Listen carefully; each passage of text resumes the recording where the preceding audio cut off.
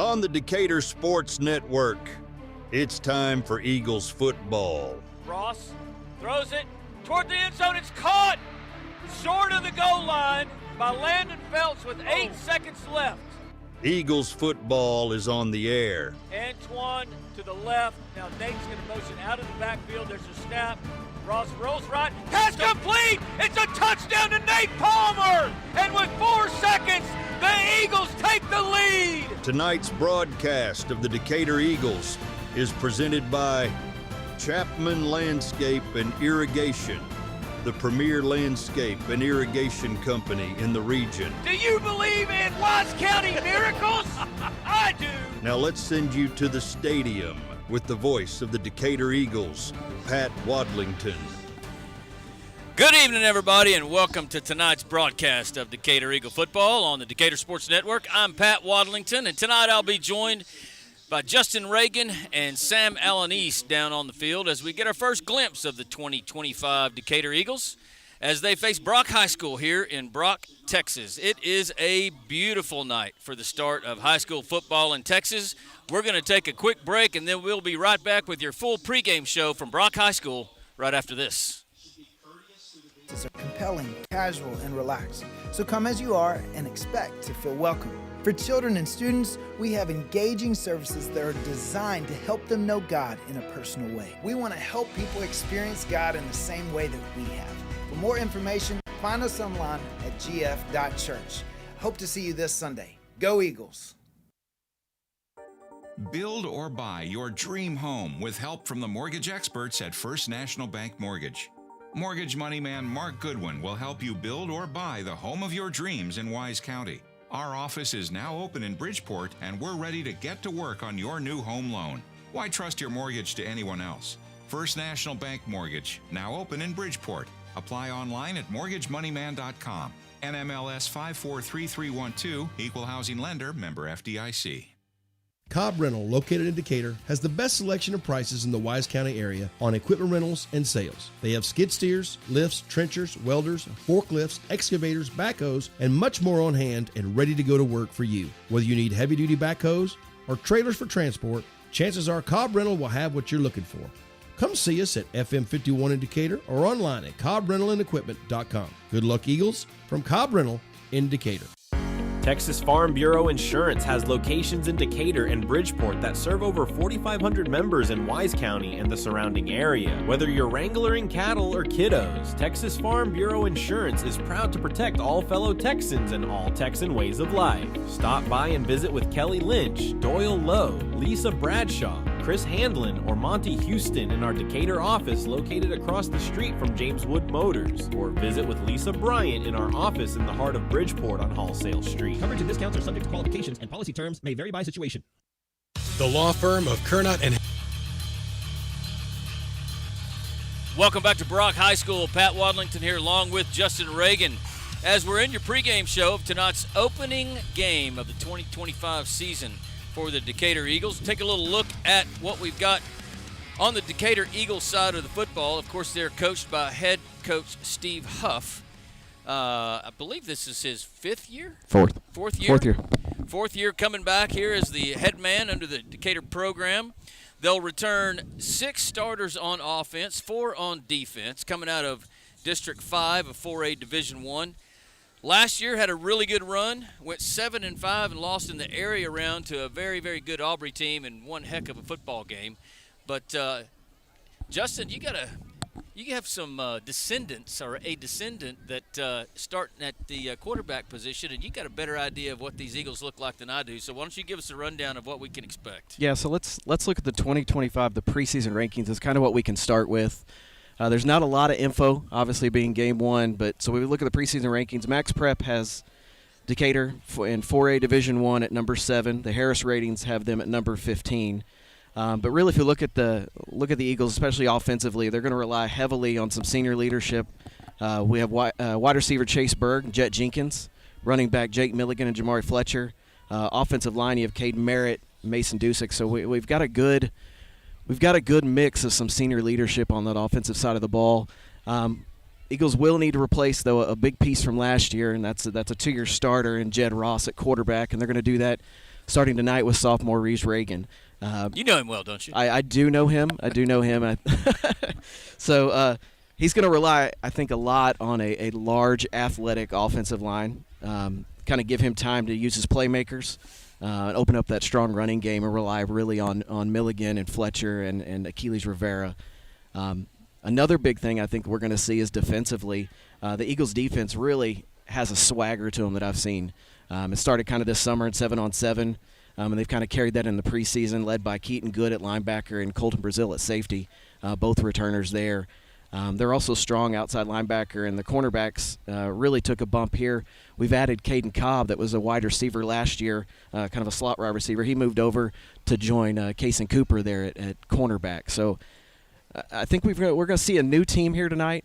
I'm excited. I think we're in good shape with a kind of a mixture of some young kids. We got quite a few sophomores that are going to play tonight, and we got some senior leadership. So I think it's a good little mixture. Let me step in a little bit because you're a dad, and the only thing I've seen so far is the scrimmage against Saginaw. Didn't know anything about the team really, other than who the returners were and such. But I was extremely impressed with how they played against Saginaw, especially how our young quarterback played, just a sophomore, your son. And you're the dad, so let me brag. I get it. I get it. I mean, I was really, really impressed with him. Throws the ball well, has a good presence, athletic. I think we've got some additions, some skilled players that, in the slot positions that really impressed me that are underclassmen. Yes. And I think this Decatur team is going to surprise some people. But let's there we go. Let's go down on the field to our man Sam Alanis for our weather and field conditions report. But the first thing I want to say is I was looking for Sam from way up here. And I was looking for that long blowing hair, and it's just not there. He's high and tight, Sam, this year. Yeah, you know what? Stallion is a state of mind, I've determined, so I've trimmed up the locks for this year, but they will be back next year for sure because, very few things I regret, and that is one of them. We were discussing it off the air, and I was just so disappointed that you didn't save it so we could all make bracelets or something out of it. I mean, it would have been wonderful. But anyway, it doesn't feel like an August night to me, bud. Man, I tell you what, this is how you want to feel on the first night of a football season. Right now it's about 78 degrees, and it's by game time it'll be about 75 with just about a 6-mile-an-hour breeze. I mean, wind's not going to be a factor. The turf feels great. This is going to be a fast track, so I'm looking forward to seeing what our running backs and running game is going to be doing. But also, as Justin was talking about, that young quarterback, first-year starter, seeing how we can operate here with very little weather to affect him right now. Yeah, I'm excited to see that too, but we appreciate it. We'll come back to you here for the coin toss and throughout the game down on the Decatur Conference Center sideline. Let's take another quick break, Justin, and when we come back, we'll take a peek at what we believe Brock has. Hafer is once again a proud sponsor of Decatur Eagles with its Decatur office located on the Decatur Town Square. The firm includes local attorney Pat Wadlington and focuses on litigation and dispute management within a wide range of areas, including family and custody issues, business and commercial disputes, estate and inheritance matters, and personal injury and death cases. Kernot and Hafer, friendly, professional, direct, and strong. We're there when you need us. S&J Pharmacy at 1101 West Eagle Drive can fill prescriptions in 15 minutes or less with fast and friendly service. They also offer same-day compounding, private consultations, medication therapy management, immunizations, B12 shots, a convenient drive-through window, and free home delivery. S&J Pharmacy accepts all major insurance plans, including Blue Cross and TRICARE. Open Monday through Friday 9 to 6 and 9 to 1 on Saturdays. Call 940-627-5400. That's 627-5400 for S&J Pharmacy in Decatur. Bison Creek Homes is an established home builder in Decatur, proudly serving Wise County and surrounding areas. With an in-house licensed architect and interior designer, Bison Creek Homes has been leading the way in innovative home designs such as modern, contemporary, farmhouse, Texas Hill Country designs, and more. Come put our many years of construction experience to work for you. Visit BisonCreekHomes.com and check out the many beautiful homes we have built. And go Eagles! Injuries happen and you want your athlete better fast. Experience matters, and SRPT and Top Tier Performance are the go-to experts in sports medicine and rehab with 40 plus years caring for athletes. They offer same-day injury assessments Monday through Saturday with fast track to x-rays, MRI, orthopedic surgeons, and physicians available. They have an arsenal of treatment options to get your athlete back in the game, including cupping, dry needling, laser therapy, massage, adjustments, dry sauna, and cold immersion. Call 940-627-6290 to get started and go where the experience is. Top Tier Performance and SRPT in Decatur. Wise Family Practice and Urgent Care at 800 Medical Center Drive is open 8 a.m. to 8 p.m., 7 days a week to serve you. Wise Family Practice Urgent Care offers sports physicals, DOT physicals, workers' comp injuries, flu shots, preventative health care, weight management, depression and anxiety treatment, and much more. Call Wise Family Practice Urgent Care at 940-626-2110 or visit them at 800 Medical Center Drive in Decatur. Hey everybody, it's Casey Caraway with the Caraway team. Welcome back to the pregame show here in Brock, Texas, as we get ready for the season opener between Decatur and Brock at Brock High School.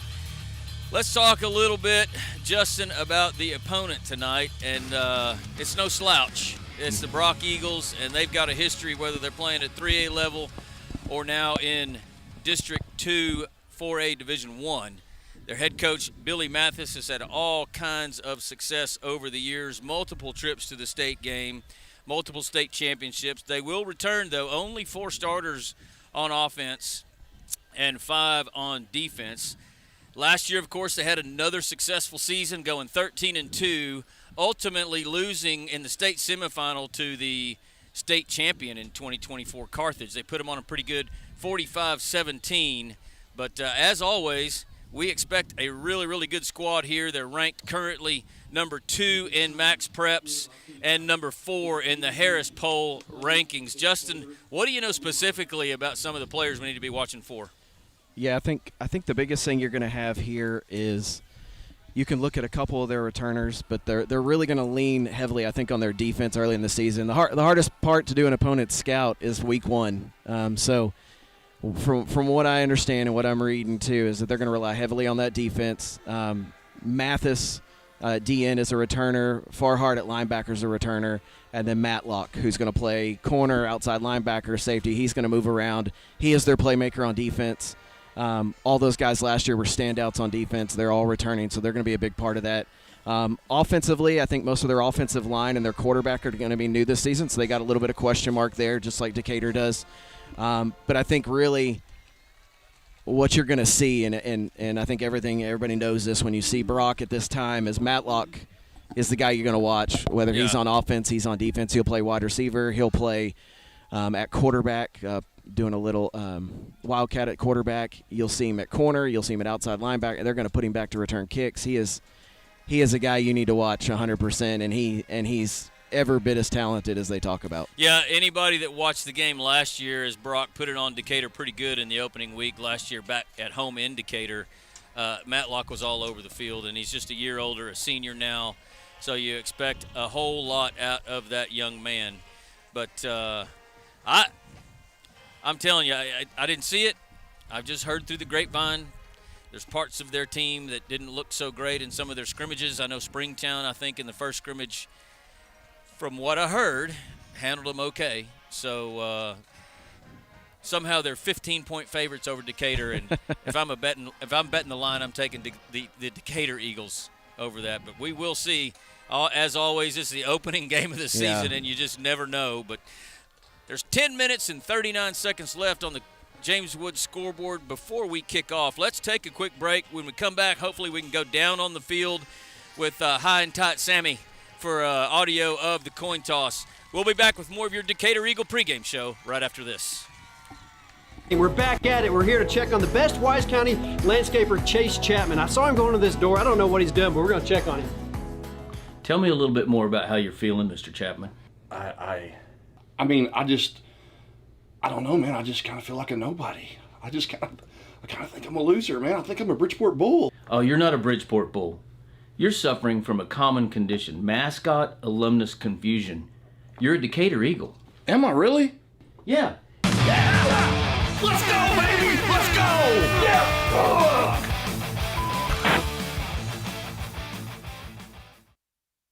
My name is Chris Hurst, and I'm the lead pastor at Grace Fellowship, and I would love for you to join us this Sunday. We have services at 8, 9:30, 11, and 12:30 each week, and our services are compelling, casual, and relaxed. So come as you are and expect to feel welcome. For children and students, we have engaging services that are designed to help them know God in a personal way. We want to help people experience God in the same way that we have. For more information, find us online at gf.church. Hope to see you this Sunday. Go Eagles! Build or buy your dream home with help from the mortgage experts at First National Bank Mortgage.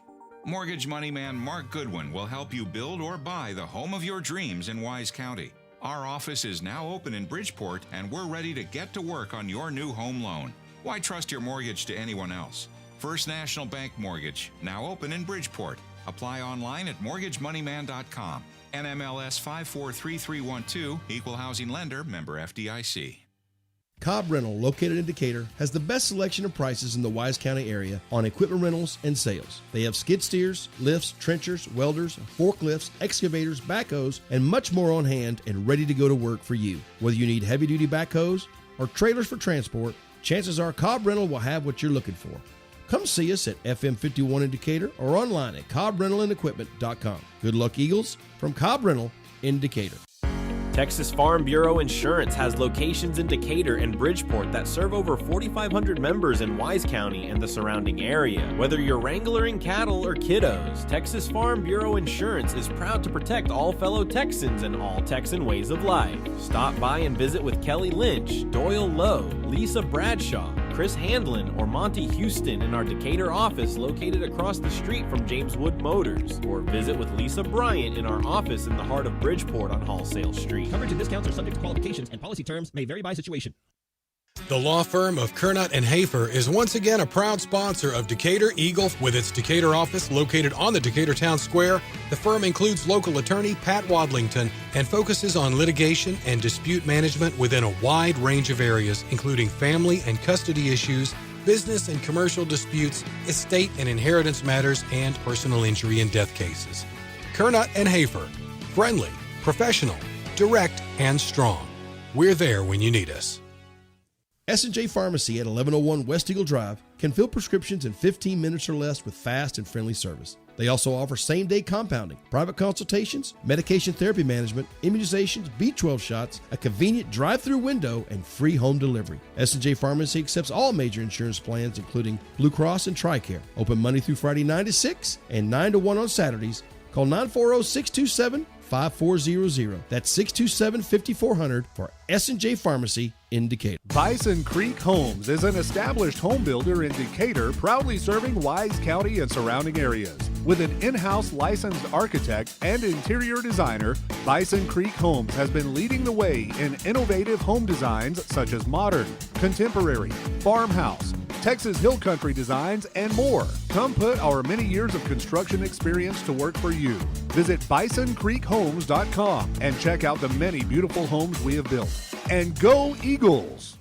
Injuries happen and you want your athlete better fast. Experience matters, and SRPT and Top Tier Performance are the go-to experts in sports medicine and rehab with 40 plus years caring for athletes. They offer same-day injury assessments Monday through Saturday with fast track to x-rays, MRI, orthopedic surgeons, and physicians available. They have an arsenal of treatment options to get your athlete back in the game, including cupping, dry needling, laser therapy, massage, adjustments, dry sauna, and cold immersion. Call 940-627-6290 to get started and go where the experience is. Top Tier Performance and SRPT in Decatur.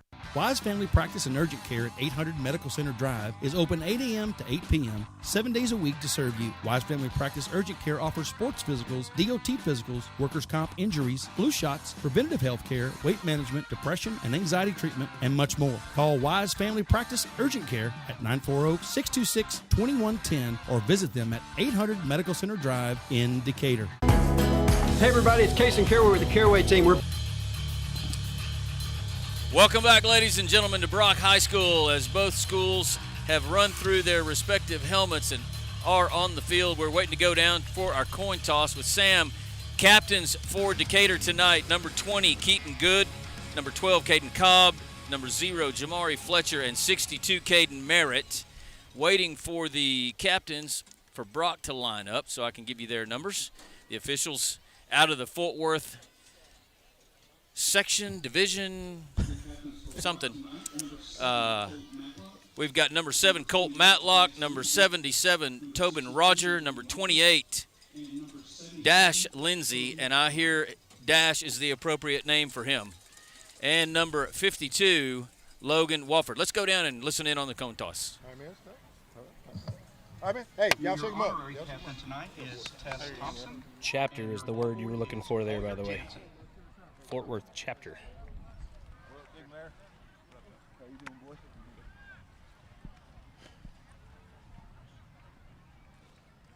Well, man, this is it.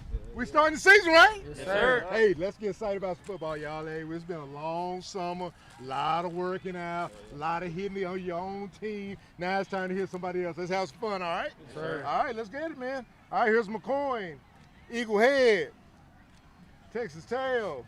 Fishing team, you get to call it what you got. Tails. What did he say? Tails. He said tails. Never fails. Heads, heads. You want to go? What do you want to do? We want the ball. You want the ball, all right. Oh, okay. You excited about that, huh? Yeah, come on. All right, which way y'all want to kick? Either way. All right, go. Y'all come on this way. Y'all go. Other way, right? Huh? We switch the way. Well, y'all, well, hold on, guys. Hold on. Didn't come down. Hold on. Wait, say it again. This way. Y'all want to kick that way? Yes, sir. All right. Go, y'all over there. Watch y'all over here. All right. Sam, tell us what just happened. So Brock wins the toss. Keaton Good went up there to talk, and I don't think he was clued in to what direction. He was just kind of guessing, and instead we chose to kick with the wind as opposed to Keaton's original thought of kicking against. So the Eagles will kick off to start from the north end of this football field, kick off to the Brock Eagles on the south end. We're going to take a break. They're going to have the national anthem, and when we come back, the 2025 season will start right away. We'll be back. Back at it. We're here to check on the best Wise County landscaper, Chase Chapman. I saw him going to this door. I don't know what he's doing, but we're going to check on him. Tell me a little bit more about how you're feeling, Mr. Chapman. I don't know, man. I just kind of feel like a nobody. I kind of think I'm a loser, man. I think I'm a Bridgeport Bull. Oh, you're not a Bridgeport Bull. You're suffering from a common condition, mascot alumnus confusion. You're a Decatur Eagle. Am I really? Yeah. Let's go, baby! Let's go! Yeah!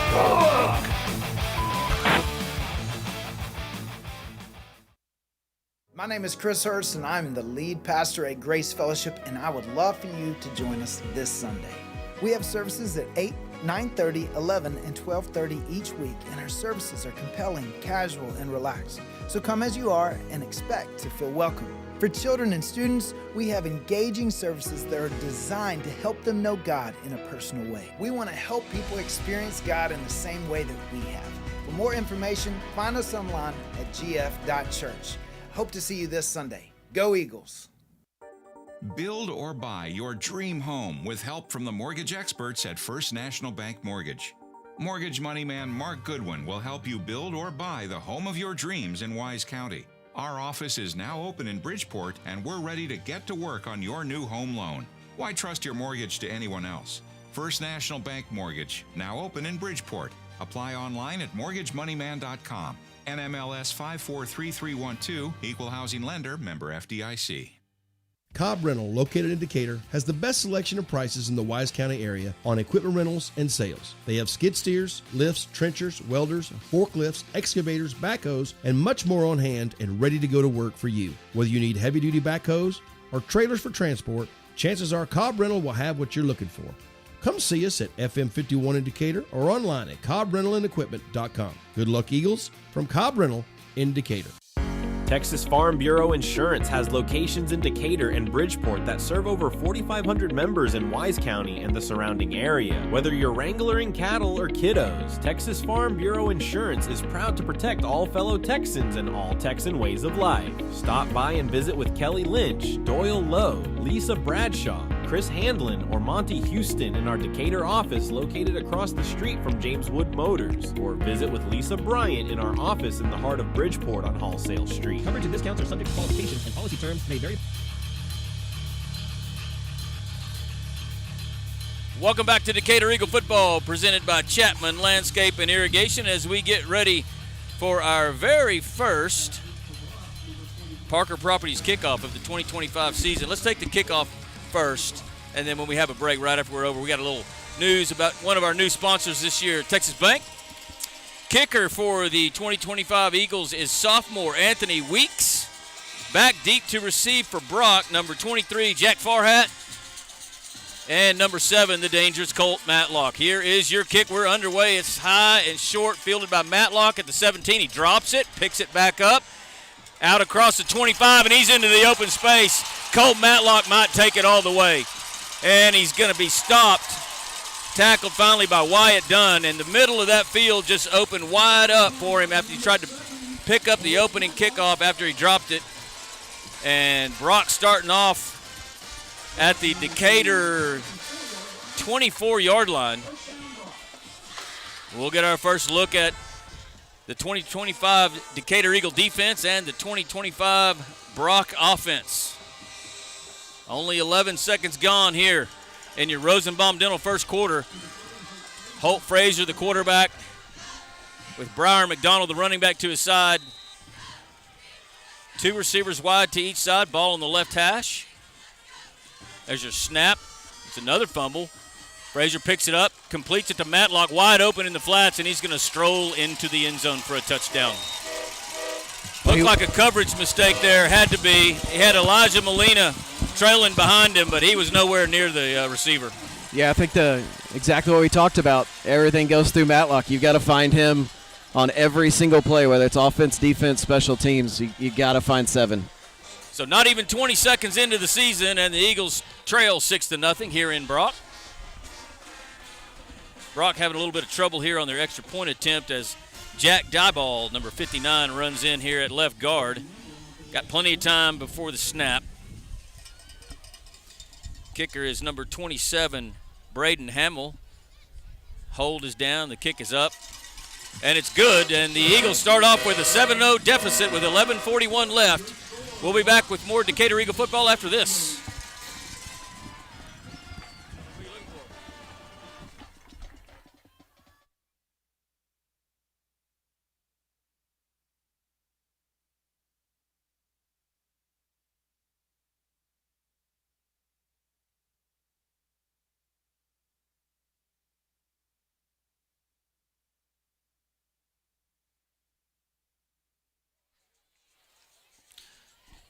We on? Welcome back. We didn't have any commercials running? Not during that part. Well, who's running this computer over here, man? You know, this is the first game of the season, and much like the Eagles defense, looks like we are working things out. Yeah, we're not criticizing anyone. 7-0 your score here very early in the Rosenbaum Dental first quarter as Brock, with a long kickoff return and one 24-yard touchdown pass to Colt Matlock, takes a 7-0 lead, and we'll see the Decatur offense here for the first time. We have a new sponsor, Justin. Why don't you talk about Texas Bank and what they do here in a second when hopefully Decatur can come tie this thing up.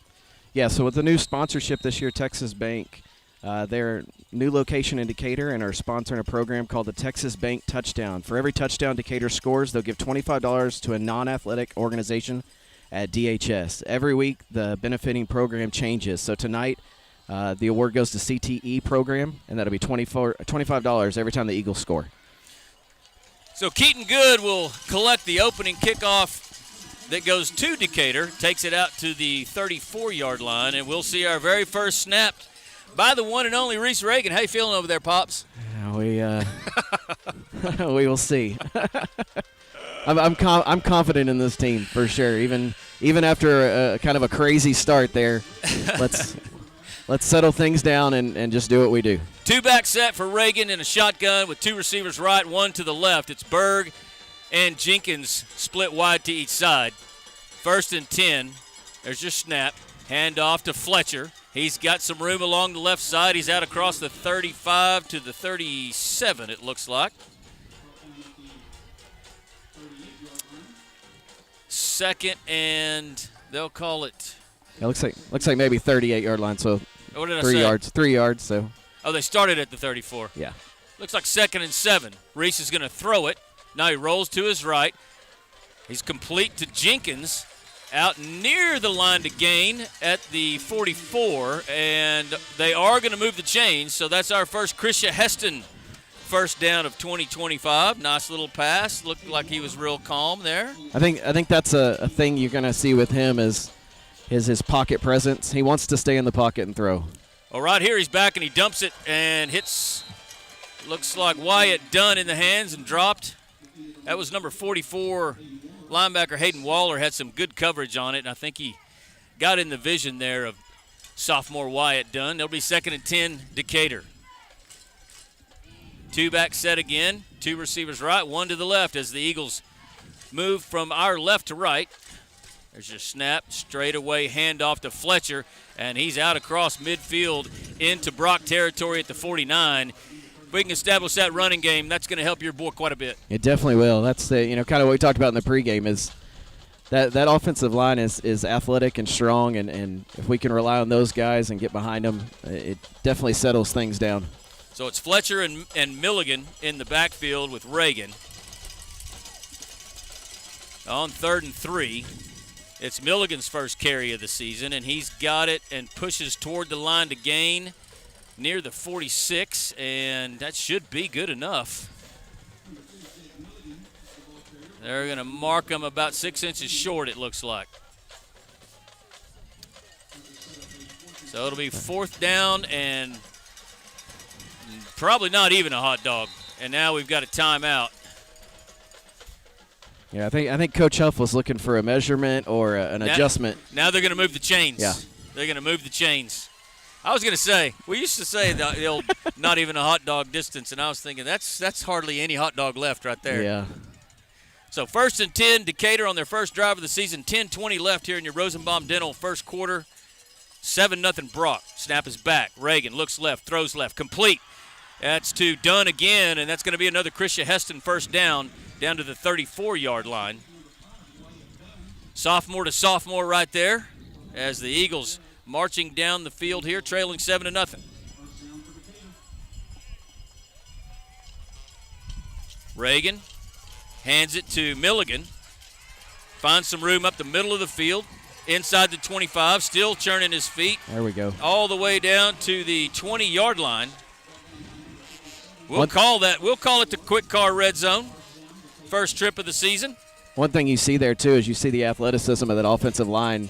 They're right there with Jake as he pushes for that first down.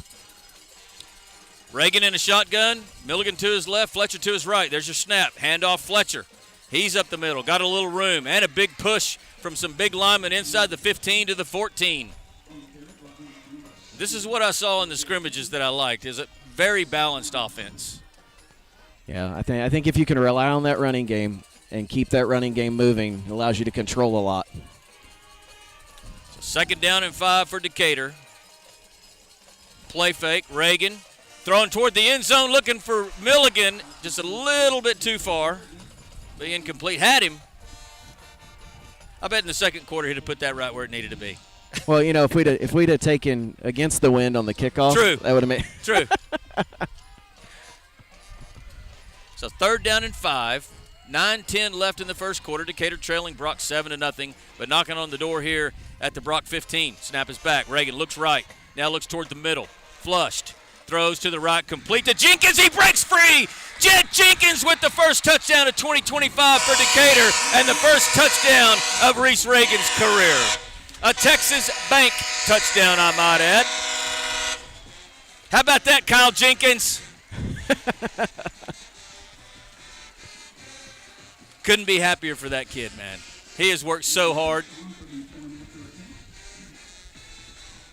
Ran a great route, caught her here on the corner, broke a tackle, and there was nobody left. And Old Jet scores the first touchdown of 2025 for Decatur.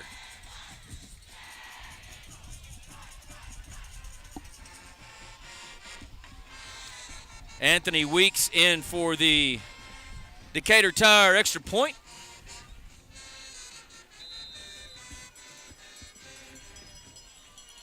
Casey Boner, the holder. Snap is back, the hold's down, the kick is up. Man, that's a good one. We'll come back. We'll take a break and come back with your scoring summary and Justin, you can tell us again about the Texas Bank touchdown. We'll be back with more Decatur Eagle football after this. High situation. The law firm of Kernot and Hafer is once again a proud sponsor of Decatur Eagle with its Decatur office located on the Decatur Town Square. The firm includes local attorney Pat Wadlington and focuses on litigation and dispute management within a wide range of areas, including family and custody issues, business and commercial disputes, estate and inheritance matters, and personal injury and death cases. Kernot and Hafer, friendly, professional, direct, and strong. We're there when you need us. S&J Pharmacy at 1101 West Eagle Drive can fill prescriptions in 15. Welcome back to Decatur Eagle football, presented by Chapman Landscape and Irrigation, as Decatur marches down with its first possession of 2025 and ties this one up at 7 against Brock as we await the Parker Properties kickoff. You want to wait till the kickoff and do the scoring summary? Yeah, let's do the scoring summary after the kickoff there. Colt Matlock and Jack Farhat back deep for Brock. There's your kick. This one's be a line drive to Farhat at the 10. They're kicking it away from Matlock. Farhat brought down at the 24. That looked like Colton Brazil there on that play. And let's go back to our scoring summary. Justin, tell us what happened and give us a little bit of info about Texas Bank as well. Yeah, so that's a Texas Bank touchdown, so that's $25 to the CTE program there at Decatur High School. And the Teresa Mater scoring summary. Drive started on Decatur's 34. 11 plays, 66 yards, 2 minutes, 33 seconds. It was Reagan to Jenkins, 15-yard touchdown. To make the score, we are now 7-7 here in the first quarter. Maybe I wish we played by the number of offensive plays. We'd be way ahead. Holt Frazier, the quarterback. He'll take the snap, hand it straight up, and it is met there by Wesley Morton in the backfield. I don't know who the ball carrier was, but he was 3 yards deep in the backfield and brought him down. That looked like number 8, Briar McDonald. They'll call it a loss of. It's like 1. 1. Yep. 2nd and 11, Brock. 8:34 and counting here in the Rosenbaum Dental first quarter. 2 receivers left, 1 to the right for Brock. Snap is back. Frazier's going to throw it complete on the right sideline. Stepping out of bounds is number 4, Charles Hibbler. Had plenty of room.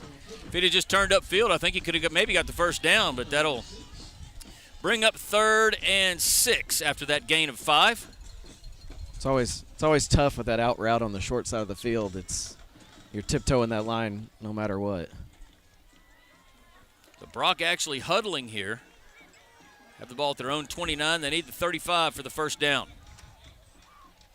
Frazier calls for the snap, rolls to his left, looking to throw. Lobs it over the middle. It's incomplete. And they're going to throw a flag on number 21, Elijah Molina. He's had a rough first quarter so far. They were looking for Braden Ray. I don't know if he needed to do that. It almost looked like that ball was overthrown and maybe didn't need to grab him there, but I'd much rather him grab him there than give up another big play too. Yeah. So Safeties are Colton Brazil and Molina. Corners, Kaysen Cooper and Caden Cobb. But they're going to throw the flag. That'll give Brock a first down on the penalty. Yeah, that's a shame there. Does look like, though, they called a holding, which instead of pass interference saves us about 5 yards. I can't disagree with it. I can't either. Yeah. I can't either. We can only homer so much. 1st and 10, Brock from their own 39. Tie ball game at 7. Frazier throws it complete in the flat to Matlock. He's across the 50, still on his feet, brought down by Brazil in Decatur territory at the 43-yard line. And when that man gets the ball in his hands, he can take up 10 yards quick. Very much so. That was well blocked outside, too, by them. That, you can cover him all you want, but when you throw a screen behind the line and they block it well, it's a tough play to cover. Brock huddling again. Now they break the huddle. Pistol formation with McDonald behind Frazier. There's a snap. Handoff straight up the middle to McDonald. He's inside the 40. Tackle made by Brazil, but he had to go low, and McDonald went a good 3 yards past him. 7-yard run all the way down to the Decatur 36. Be 2nd down and 4 on the James Wood Motors scoreboard.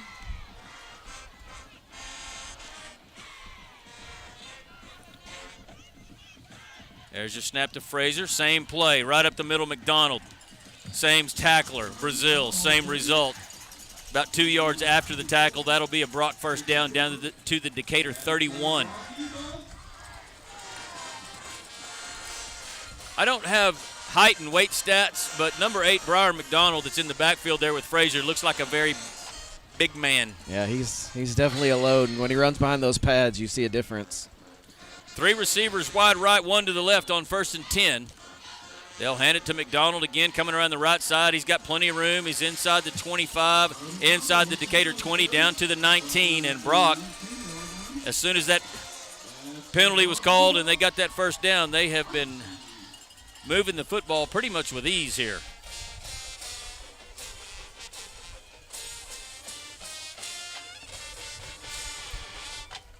Three receivers left, 1 to the right. Ball on the right hash. Frazier gives this one to Dash Lindsey. He stutter steps at the line of scrimmage and gets a couple of yards. May give him 3. Looks like 2nd and 7. Little change there in the secondary, too, for Decatur. Looks like Marchie comes in at corner and Cobb moves over to safety beside Brazil. J.G. Marchie playing corner on the far side. 2nd down, 8, Brock from the Decatur, we'll call it the 17. Snap is back. Hand off to Lindsey. He's up the middle. He's got the first down inside the 10 down to the 6-yard line. And from what I can tell, that Brock offensive line is creating quite a bit of space. They've turned it over and found some new guys to hold those positions, and they're definitely doing a good job tonight so far. So 1st and goal, Brock. We're tied at 7 with 5:40 left here in your Rosenbaum Dental first quarter. Frazier calls for the snap. He'll hand it to Lindsey. He's inside the 5, pushing toward the goal line. He'll fall short by about 1.5 yards. Now they'll spot him at the 2. So it'll be 2nd and goal from the 2. Brock. Yeah, it makes your offense a lot easier when that running game's working and you're just riding behind that offensive line. Doesn't make this quarterback have to do very much. High and tight, Sammy. I had you turned down, man. If you were trying to jump in, I apologize. But 2nd and goal from the 2. 2-back set for Brock. Ball's on the turf. Frazier picks it up. He's tackled in the backfield. That was number 23, Devin Marino. Huge play because it moves Brock back to the 5-yard line. It'll be 3rd and goal from the 5. The only thing I was ever chiming in was just the size of everybody on their offensive line's legs are like it's huge, but that running back, same thing, man. All of their weight is in their lower half. Yep. So 3rd and goal, Brock from the Decatur 5. Frazier calls for the snap. He's going to roll to his right, looking in the end zone. Touchdown. Matlock again. How is it that we can't find their best player? Seriously. I mean, it's wide open. Yeah. So Brock will take the lead again at 13. 13-7 your score with 4:28 left in the Rosenbaum Dental first quarter. I'm sure that Coach King's going to have him over there and explain to him again, hey, that guy that has the 7 on his shirt, we don't need to let him loose. Yeah, there's not much mystery. No. And I go back to last year too. Braden Hamill's extra point is good. Let's take a quick break. Your score 14-7 Brock. We'll be back with more Decatur Eagle football after this. Minutes or less for fast and friendly service. They also offer same-day compounding, private consultations, medication therapy management, immunizations, B12 shots, a convenient drive-through window, and free home delivery. S&J Pharmacy accepts all major insurance plans, including Blue Cross and TRICARE. Open Monday through Friday 9 to 6 and 9 to 1 on Saturdays. Call 940-627-5400. That's 627-5400 for S&J Pharmacy in Decatur. Bison Creek Homes is an established home builder in Decatur, proudly serving Wise County and surrounding areas. With an in-house licensed architect and interior designer, Bison Creek Homes has been leading the way in innovative home designs such as modern, contemporary, farmhouse, Texas Hill Country designs, and more. Come put our many years of construction experience to work for you. Visit bisoncreekhomes.com and check out the many beautiful homes we have built. And go Eagles! Injuries happen. Welcome back to Decatur Eagle football, presented to you by Chapman Landscape and Irrigation, as your Eagles trail Brock 14-7, still here in the first quarter. There's your kick. It's going to be fielded at the 28 by Kason Cooper. He'll take it out to the 34-yard line and be pushed back. I believe that's where we started our first drive, which resulted in your son's first touchdown pass. So maybe that'll be good luck. Maybe it's good. Yeah, definitely. Maybe it is good luck. I guess we don't want to do a Teresa Mater scoring summary for Brock, but absolutely not. I think I missed throwing in that Teresa Mater was the scoring summary sponsor when we did the other one. So there we go. No, I think I got it. We're good. You did? I got it. Boy, I'm not used to that, man. I got that one in Texas Bank, so we are good. 1st and 10 for the Eagles from their own 34. Somebody jumps off sides. It looks like it's going to be number 78, Caston Padron. And Jamari Fletcher comes in there and literally just gives him a hug, says, "That's okay, big boy." Padron, just a sophomore. That'll back the Eagles up 5.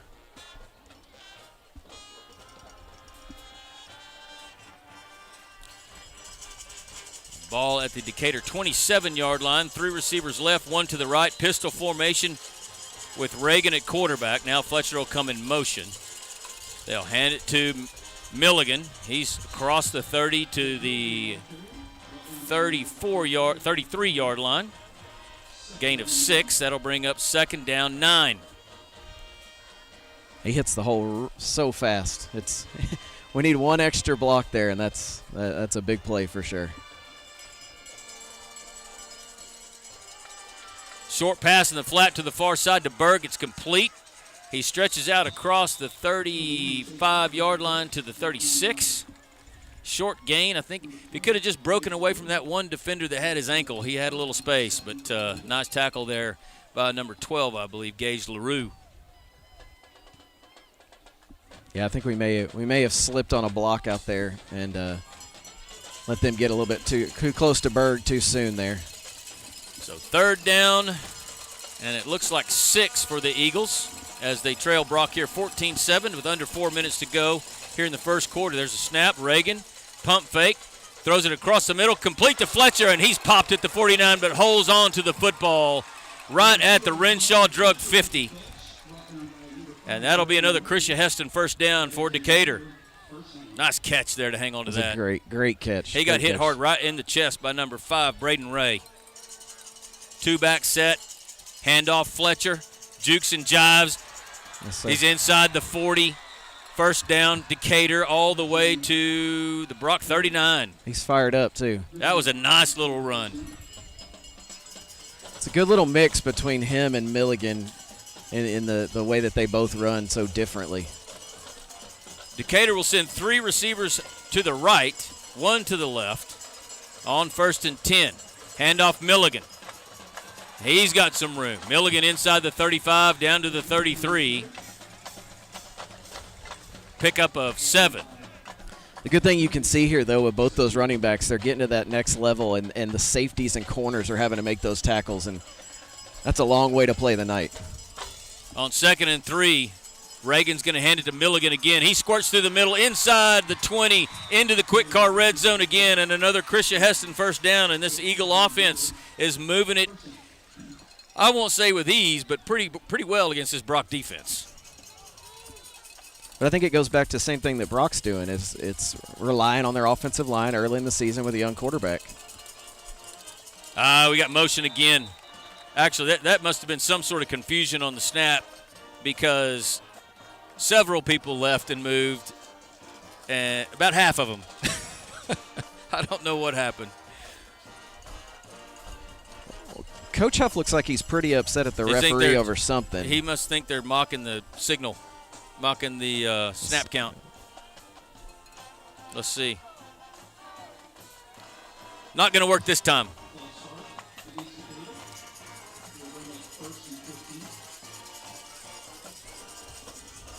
But he is none too happy.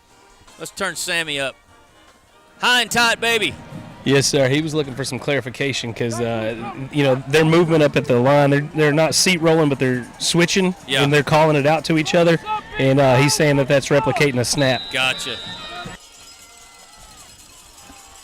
Great info from the Decatur Conference Center sideline, but it's 1st and 15 now, Eagles. They'll hand it to Milligan. He's got some space. Oh, nice tackle there. Upended at the 20 by number 5, Braden Ray. He came up hard and got Milligan around the shins, and he hit face mask first into the turf. Yeah, that's a tough that's a tough way to go down as a running back for sure. Yeah, Go ahead. Well, I was going to say, going back to that false start penalty, that's a new rule they put in last year where the defense can't mock with their movement. So I understand why he's upset. Snap is back on 2nd and 12. They're going to hand it to Milligan, and he's going to be gobbled up for a loss. That's number 50, Hagan Johnson, and that's going to be a loss of about 4. And what started off as a really promising drive inside the 20-yard line of Brock, Eagles kind of moving backwards here in a couple of plays. 3rd down and probably 16 here from the Brock 24. They got to get inside the 9-yard line for a first down. 2-back set, 2 receivers wide right, 1 to the left. Now Fletcher will motion out of the backfield. Reagan under pressure.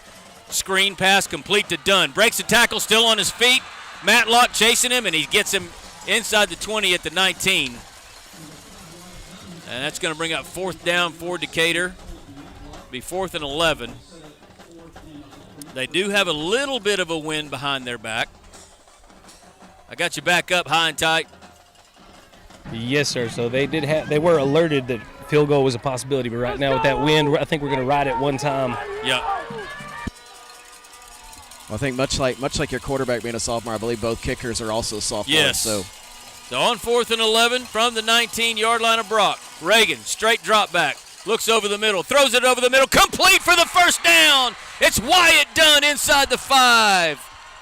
What a throw, sophomore to sophomore. Guys, the angle I had of that throw was phenomenal. The window that he hit was beautiful. Nice operation there by number 13. They hurry to the line of scrimmage. They'll hand it to Fletcher up the middle. And he's churning his feet. Oh, we got a flag. It's either offsides or motion. Flag here on the sideline by the... Does look like offsides. Yep, it looks like it's on Brock. It's not a bad way to end the first quarter. No, that is the end of the Rosenbaum Dental first quarter. Let's take a break. We'll come back with more Decatur Eagle football after this. Your athlete better fast. Experience matters, and SRPT and top-tier performance are the go-to experts in sports medicine and rehab with 40-plus years caring for athletes. They offer same-day injury assessments Monday through Saturday with fast-track to x-rays, MRI, orthopedic surgeons, and physicians available. They have an arsenal of treatment options to get your athlete back in the game, including cupping, dry needling, laser therapy, massage, adjustments, dry sauna, and cold immersion. Call 940-627-6290 to get started and go where the experience is. Top tier performance and SRPT in Decatur. Wise Family Practice and Urgent Care at 800 Medical Center Drive is open 8 a.m. to 8 p.m., 7 days a week to serve you. Wise Family Practice Urgent Care offers sports physicals, DOT physicals, workers' comp injuries, flu shots, preventative health care, weight management, depression and anxiety treatment, and much more. Call Wise Family Practice Urgent Care at 940-626-2110 or visit them at 800 Medical Center Drive in Decatur. Hey everybody, it's Case and Caraway with the Caraway team. We're back at it. We're here to check on the best Wise County landscaper, Chase Chapman. I saw him going to this door. I don't know what he's done, but we're going to check on him. Tell me a little bit more about how you're feeling, Mr. Chapman. I just... Welcome back to Decatur Eagle football, presented by Chapman Landscape and Irrigation, as they were right in the middle of their psychiatry session before we came back from break. I don't know who that psychiatrist was. Good-looking fella, though. No, he knows his stuff. He's an expert on mascot alumnus confusion, I hear. You know, the patient that he had there, it probably was a very, very long session. It's the biggest challenge he has. I understand. So, for the Eagles, it'll be 2nd down. What are we talking about? Oh, we had the penalty. Should be first down. Coach Huff out at the 15-yard line talking to the Black and white striped shirts. Here's our explanation. Offsides on the team wearing yellow. Oh, we declined it. He must have got down to the 1.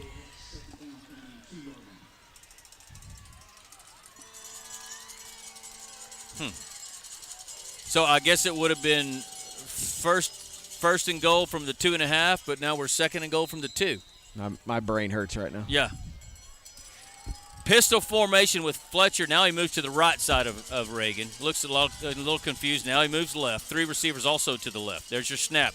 Reagan's going to keep it himself. Pushing for the goal line. Moving his feet. And he is short.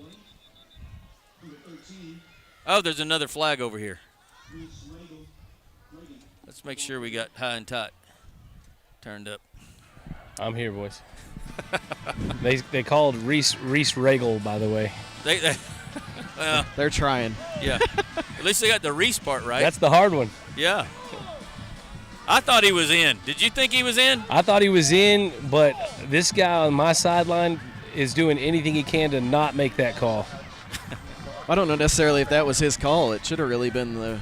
Well, what was the penalty? Offsides. Okay. Neutral zone infraction. Okay. So we're going to have second down again from the 1. Surely we didn't decline that one.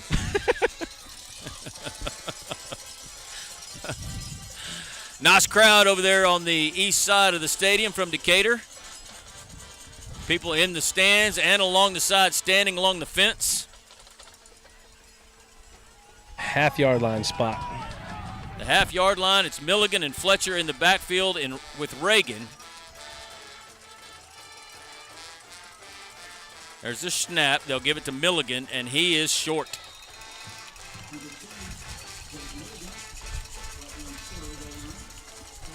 Maybe a loss of about a foot or so. That'll bring up third down and goal from the 1, we'll call it. I kind of like the Padron and Doucette combination over here when you're running on the right side of the line. On the right side of the line. That's what I don't know who's on the other side of the ball. 34 and 56. I don't know them, but anyway. Fletcher's going to motion out of the backfield to the left. Right now we've got whistles.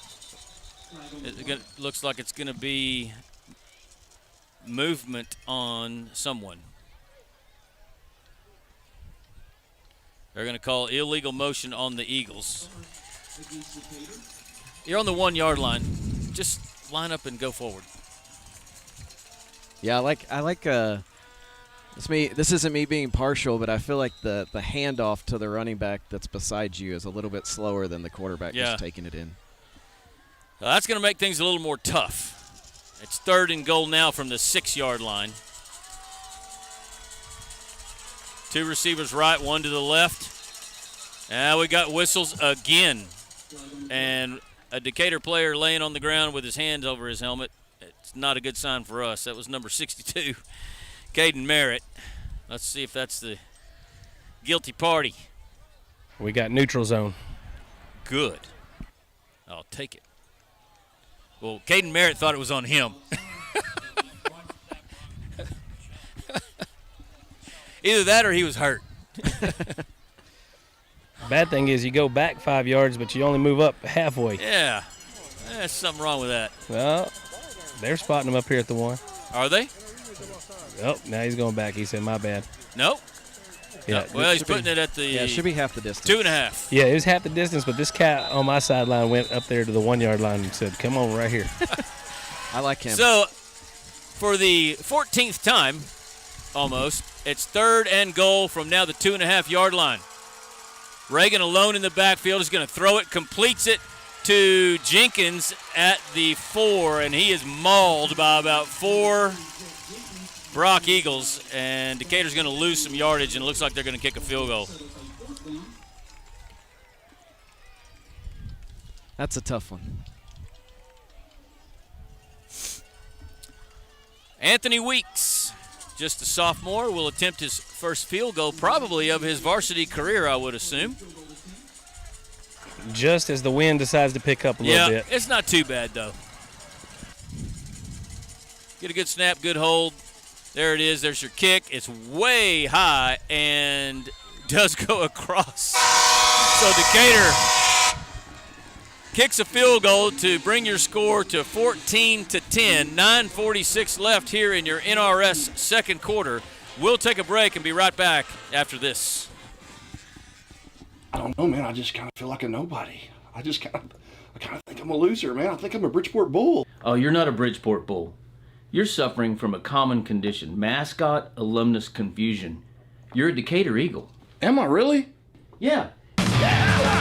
Let's go, baby! Let's go! Yeah!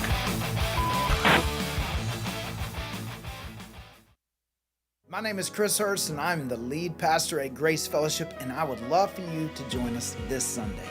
We have services at 8, 9:30, 11, and 12:30 each week, and our services are compelling, casual, and relaxed. So come as you are and expect to feel welcome. For children and students, we have engaging services that are designed to help them know God in a personal way. Welcome back to Decatur Eagle football, presented by Chapman Landscape and Irrigation. As the Eagles trail Brock 14-10, not able to punch it into the end zone there and having to settle for a field goal. 9:46 left here in the first quarter as the kickoff hits at the 20 and takes a bounce like a 9-iron, headed back towards the Decatur defense. They were almost able to scoop it up, but number 23, Jack Farhat, able to grab it, and Brock starts its third possession here from its own 20 or 21.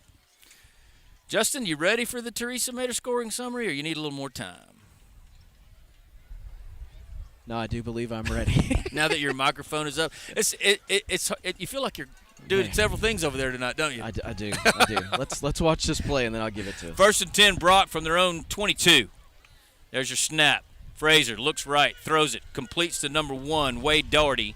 And he doesn't have too much work in there, tackled at the 24-yard line. So that Teresa Mater scoring summary, the play started on Decatur's 32. It was 15 plays, 68 yards, ended with an Anthony Weeks 21-yard field goal. Do we count all the plays with the penalties? It would be like 27 plays if that were the case. I think the 15 was the actual live plays there. So it makes it 14-10 Brock currently. 2nd down, 8. Brock. What do we got here? Some sort of delay. Now we're ready. 2 receivers left, 1 to the right. McDonald in the backfield with Frazier. There's your snap. They'll hand it to McDonald straight ahead. He breaks a tackle, and another, and he's across the 35 for a Brock first down all the way out to the 38-yard line, and that was just more strength than the people trying to tackle him. Yeah, he's definitely a load. It's going to take more than one arm tackle to bring him down, so that's unfortunate. We had him in a good spot there to keep this manageable, maybe bring up a 3rd down, and he broke 3 or 4 or 5 tackles there. So 1st and 10, Brock, 3rd possession of the year for them, and they've scored on their first 2. Frazier will throw it in the flat on the far side. It's complete to number 5, Braden Ray. He splits 2 Decatur defenders for an extra 2 or 3 yards all the way out to the Decatur 43.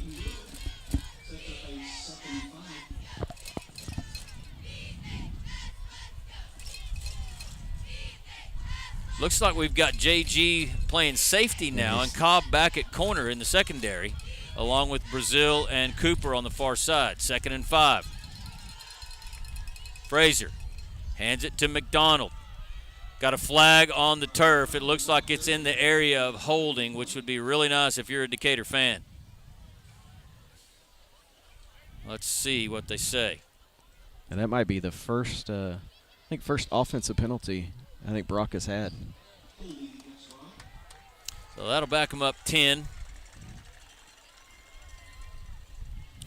So far, this Brock offense has been giving the Decatur defense fits.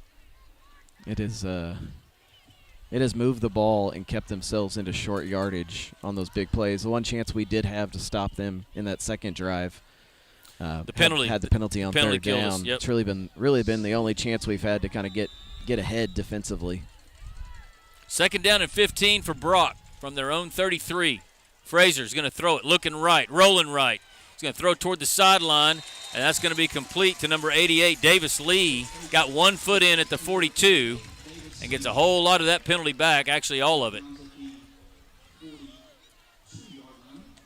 That's going to bring up 3rd down and 7. It's a pretty big play here for the Decatur defense right here. Yeah, this would be a big stop here. Give a chance for your offense to get back on the field. Had a bit of a missed call there. 77 was about 12 yards down the field on that play. That's what we usually get. I remember last year we had linemen downfield more than any other team in the country. Had to. It was a game plan. So Brock taking their time here. They're going to call timeout. 7:47 left in your NRS second quarter, and Brock will take a timeout, as will we. We'll be back with more Decatur Eagle football right after this. We want to help people experience God in the same way that we have. For more information, find us online at gf.church. Hope to see you this Sunday. Go Eagles! Build or buy your dream home with help from the mortgage experts at First National Bank Mortgage. Mortgage money man Mark Goodwin will help you build or buy the home of your dreams in Wise County. Our office is now open in Bridgeport, and we're ready to get to work on your new home loan. Why trust your mortgage to anyone else? First National Bank Mortgage, now open in Bridgeport. Apply online at mortgagemoneyman.com. NMLS 543312, Equal Housing Lender, member FDIC. Cobb Rental, located in Decatur, has the best selection of prices in the Wise County area on equipment rentals and sales. They have skid steers, lifts, trenchers, welders, forklifts, excavators, backhoes, and much more on hand and ready to go to work for you. Whether you need heavy-duty backhoes or trailers for transport, chances are Cobb Rental will have what you're looking for. Come see us at FM 51 in Decatur or online at CobbRentalAndEquipment.com. Good luck, Eagles, from Cobb Rental in Decatur. Texas Farm Bureau and Welcome back to Decatur Eagle football here at Brock High School. Brock with a 3rd and 7 from its own 42 and a 14-10 lead over Decatur with just under 8 minutes to go before halftime. 2 receivers wide to each side. McDonald in the backfield with Frazier.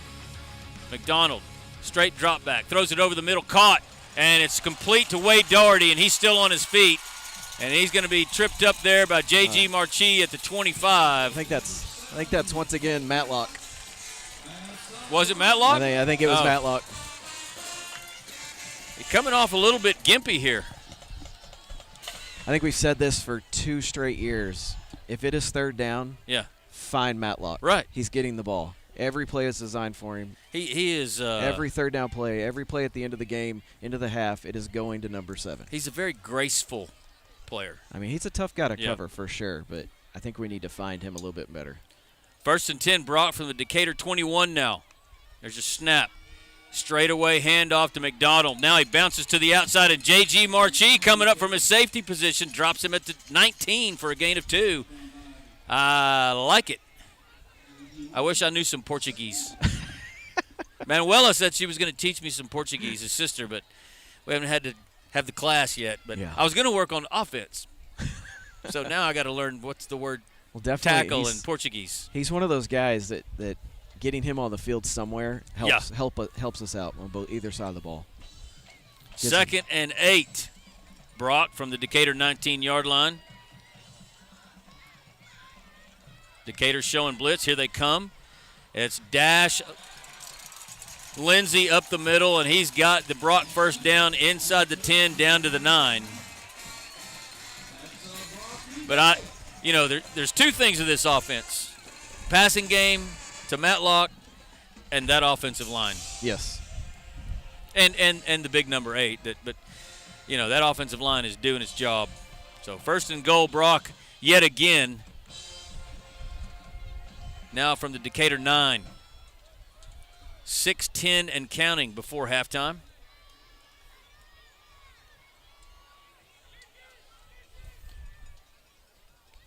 There's the snap, and it's going to be, that was Braden Ray at quarterback, and he's going to be dropped for a loss of 1. I could not see who was in on that tackle. I think that was Moreno. Devin Moreno? That was indeed Moreno, for sure, from the backside. Yeah, coming on the backside. Thank you, Sammy. J.G. Marchie was also there ready for it, so that was – J.G.'s making some good decisions out there on the field, I think. So 2nd and goal, Brock from the Decatur 10.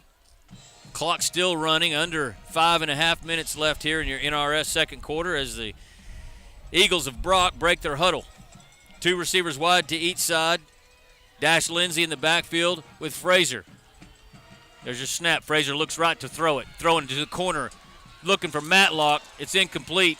Brazil with decent coverage. And just off the left arm or left hand of Matlock. And it's going to bring up 3rd and 10. Not a great ball there by the quarterback, but it was put where it had to be. And Matlock still almost came down with that with one hand. Yeah, he's a problem. Now I'm going to say it again. You think they can hear me if I yell it from up here? 3rd down, look for number 7. It's 3rd down. Let's find Matlock on this play and make somebody else do something. So we got big number 88, Davis Lee, split out wide right. And Matlock in a slot to the right. There's a snap. Frazier's going to roll left, throws left, and it's incomplete. Broken up by Kaysen Cooper. What a play. Wow. Kaysen played the receiver's hands as opposed to playing the ball right there. So when he saw when the receiver flashes hands, that's right when Kaysen stuck his left hand out. We would call that ball side hand. I tell you what, man.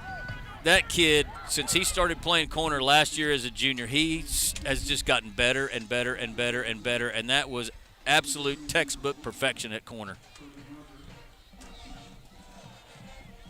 So Brock's going to kick a field goal here. It'll be a 27-yard field goal. It's up, and it's good, and the Brock Eagle lead is back to 7 at 17-10.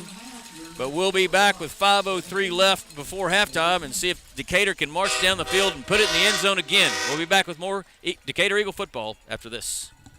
Insurance has locations in Decatur and Bridgeport that serve over 4,500 members in Wise County and the surrounding area. Whether you're wrangling cattle or kiddos, Texas Farm Bureau Insurance is proud to protect all fellow Texans and all Texan ways of life. Stop by and visit with Kelly Lynch, Doyle Lowe, Lisa Bradshaw, Chris Handlin, or Monty Houston in our Decatur office located across the street from James Wood Motors, or visit with Lisa Bryant in our office in the heart of Bridgeport on Hallsale Street. Coverage and discounts are subject to qualifications and policy terms may vary by situation. The law firm of Kernot & Hafer is once again a proud sponsor of Decatur Eagles with its Decatur office located on the Decatur Town Square. The firm includes local attorney Pat Wadlington and focuses on litigation and dispute management within a wide range of areas, including family and custody issues, business and commercial disputes, estate and inheritance matters, and personal injury and death cases. Kernot & Hafer, friendly, professional, direct, and strong. We're there when you need us. S&J Pharmacy at 11. Welcome back to Decatur Eagle football being played here at Brock High School and brought to you by Chapman Landscape and Irrigation as Decatur trails Brock 17-10 after Brock extends its lead by 3 on a 27-yard field goal. The kickoff from the north end is going to be over the head of Cobb and into the end zone. That was big number 99, Christian Torres, and with a little bit of wind behind his back, he sent it deep. Well, and I think, too, the first 2 kickoffs he had were kind of the pooch variety, so you kind of expect that. He gets the win, and that was a good kickoff. So Decatur will start from their own 25. Or 20, excuse me. Yeah, I thought it was a 25. It is going to be the 25. Hey, it's everyone's first game tonight. Yeah. It sure is. First game of the season. 2 backs in the backfield with Reagan.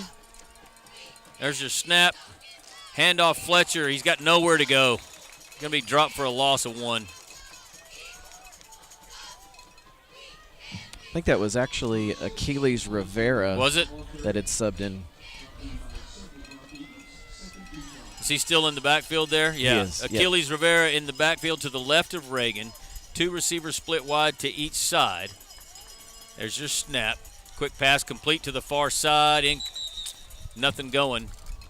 That was complete to Casey Boner. He's going to be dropped for a loss. Or maybe no gain, but it's going to be 3rd down and 12. The ball was incomplete. Yep. Oh, it was? Incomplete. Yep. Okay.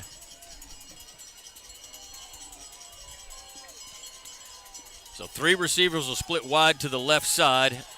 Berg alone to the right side, which is the far side of the field. Reagan, straight drop back, no pressure. Now he flushes out to his right. Throws it deep down the middle, and it's incomplete. Sure looked like a lot of hands over there. Intended receiver was Berg. I think Reese was just trying to put it up in the air and let the tall, athletic Chase Berg go up and get it. But the first 3 and out for the Decatur offense. That's the first series we've had that we didn't look too good. Yeah, I think it's hard. It's hard to start once you lose a couple yards on first play, put yourself behind the chains. It's one thing we need to do to their offense now. So Wyatt Dunn is your punter. 2 guys back deep to receive it. He's standing at the Decatur 10. As there's a little confusion here on the Brock sideline on their return team. Timeout on the field. Let's take a quick one, too. 4:22 left before halftime. We'll be right back. One West Eagle Drive can fill prescriptions in 15 minutes or less with fast and friendly service. They also offer same-day compounding, private consultations, medication therapy management, immunizations, B12 shots, a convenient drive-through window, and free home delivery. S&J Pharmacy accepts all major insurance plans, including Blue Cross and TRICARE. Open Monday through Friday 9 to 6 and 9 to 1 on Saturdays. Call 940-627-5400. That's 627-5400 for S&J Pharmacy in Decatur. Bison Creek Homes is an established home builder in Decatur, proudly serving Wise County and surrounding areas. With an in-house licensed architect and interior designer, Bison Creek Homes has been leading the way in innovative home designs such as modern, contemporary, farmhouse, Texas Hill Country designs, and more. Come put our many years of construction experience to work for you. Visit bisoncreekhomes.com and check out the many beautiful homes we have built. And the Wyatt Dunn gets the punt away. It hits at the 50, takes a Decatur bounce now to the side at the 45-yard line. The Brock 45-yard line is where Brock will take over with 4:10 left before halftime. And this is a big possession for the Decatur defense. They have not been able to stop Brock too much. They've scored on every possession. And we sure would like to be able to hold them here and get the ball back. Put no points on the board before half. See, and I got a little different mindset. Let's get a quick stop and get the ball back to our offense and see if we can do anything before the half. That's what I meant. Yeah. Is that not what I said? Not as direct. They'll hand it off to Dash Lindsay, and he's across inside the 40, inside the Decatur 35, and Kason Cooper brings him down, but it's a lot of running room right there on that Decatur defense. Yeah, that was almost some kind of counter misdirection. There wasn't anybody on that backside. So 1st and 10 Brock from the Decatur 34. Under 4 minutes left here in your NRS second quarter. Snaps on the ground. Fraser picks it up. He's going deep down the middle looking for Matlock again. Nope, that is number 1 this time, Wade Doherty. But it's a touchdown. And that was right over Caden Cobb. And Brock's going to extend its lead by 2 touchdowns.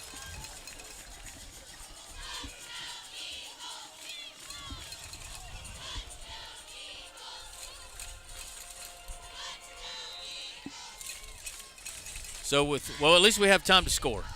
We do. 3:41 left. The Brock extra point is right through the middle of the uprights. It's 24-10 Brock. We'll be back with more Decatur Eagle football after this. Go Eagles! Injuries happen and you want your athlete better fast. Experience matters, and SRPT and Top Tier Performance are the go-to experts in sports medicine and rehab with 40-plus years caring for athletes. They offer same-day injury assessments Monday through Saturday with fast-track to x-rays, MRI, orthopedic surgeons, and physicians available. They have an arsenal of treatment options to get your athlete back in the game, including cupping, dry needling, laser therapy, massage, adjustments, dry sauna, and cold immersion. Call 940-627-6290 to get started and go where the experience is. Top Tier Performance and SRPT in Decatur. Wise Family Practice and Urgent Care at 8. Welcome back to Decatur Eagle football here at Brock High School, and presented to you by Chapman Landscape and Irrigation, as the Eagles are down 14 now, 24-10 to Brock. And Caden Cobb back deep to receive the kick for Decatur. The last one by big number 99 Christian Torres went all the way to the end zone. So we'll see what strategy Brock has on this one. And he's going to kick it deep again, and that one is going to end up in Waco. I mean, there was no question what the strategy was there. No, that was a bomb. Give it to him on the 25 again. That is a weapon that most high school teams don't have, to just make you start on the 25 every time. So the Eagles really need to put some points on the board here before they go into halftime. They did kick off to start, so they'll receive the opening kickoff of the third quarter. But down 2 touchdowns. The Decatur offense needs to get something going here. Pistol formation, Reagan hands it off to Milligan. He's met at the line of scrimmage, bounces backwards, surges back to the line of scrimmage. But that Brock front four is starting to just cause a lot of space to be taken up along the line of scrimmage. Out comes number 55 with a limp. That's Waylon Winfrey, big junior. He'll be replaced by Elijah Aguilar, number 57 at right defensive tackle. On 2nd and 11, Reagan's going to look to throw. Going deep down the middle, looking for Berg. He's got him at the 40. Chase Berg inside the 25, down to the 23. What a beautiful pass by sophomore Reese Reagan. Let me talk about your son for a second. He put it up high, and he floated it up high and let Berg run to it. And there we are. That may be only the second time we've gone to Berg. I was getting ready to say, we really got to figure out a way to get him involved here. 1st and 10. Handoff. Fletcher inside the 20, down to the 10, and the Eagles all of a sudden, like that, are inside the quick car red zone and knocking on the door.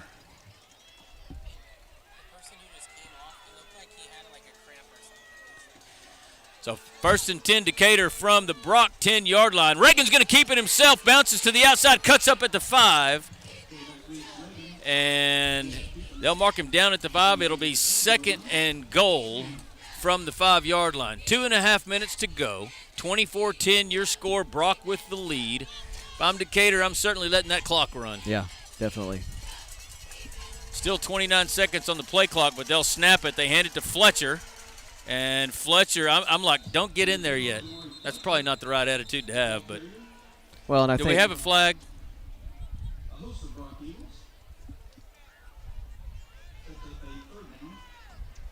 What's the penalty?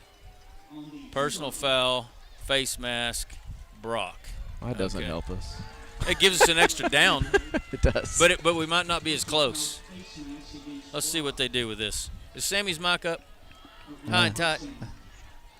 He is now. Go ahead, Sammy. Can you hear us? I got you now. I was saying that there still is there's a lot of extracurricular over here with Berg and his opponent over here, number 7. So is it 1st down and goal from the 1? It is 1st. Okay, 1st and goal from the 1. I'm saying give it to the quarterback and let him run straight ahead. They give it to Milligan and let him run straight ahead, and he is in for the touchdown. A Texas Bank touchdown with exactly 2 minutes to go before half. And that'll be another $25 to that CTE program there at Decatur High School. There you go. Worked it in like champ. The Decatur Tire extra point coming up as sophomore Anthony Weeks lines up right behind Casey Boner. There's the snap, the hold, the kick is up, and it is high and good. So with 2 minutes to go, your score now 24-17 Brock.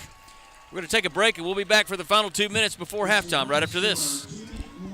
100 Medical Center Drive is open 8 a.m. to 8 p.m., 7 days a week to serve you. Wise Family Practice Urgent Care offers sports physicals, DOT physicals, workers' comp injuries, flu shots, preventative health care, weight management, depression and anxiety treatment, and much more. Call Wise Family Practice Urgent Care at 940-626-2110 or visit them at 800 Medical Center Drive in Decatur.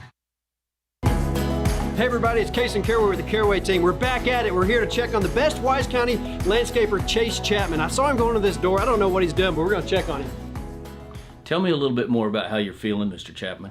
I don't know, man. I just kind of feel like a nobody. I kind of think I'm a loser, man. I think I'm a Bridgeport Bull. Oh, you're not a Bridgeport Bull. You're suffering from a common condition, mascot alumnus confusion. You're a Decatur Eagle. Am I really? Yeah. Let's go, baby! Let's go! Yeah! Welcome back to Decatur Eagle football, presented to you by that madman right there, Chase Chapman and Chapman Landscape. Let's go, baby, like he says. Can you imagine waking up and being a Bridgeport Bull? Oh, God. Hey. Let's do this Teresa Mater drive summary real quick here. Decatur started on their own 25. It was 4 plays, 75 yards, took a minute 41. It was capped off by a 1-yard touchdown run by Jake Milligan.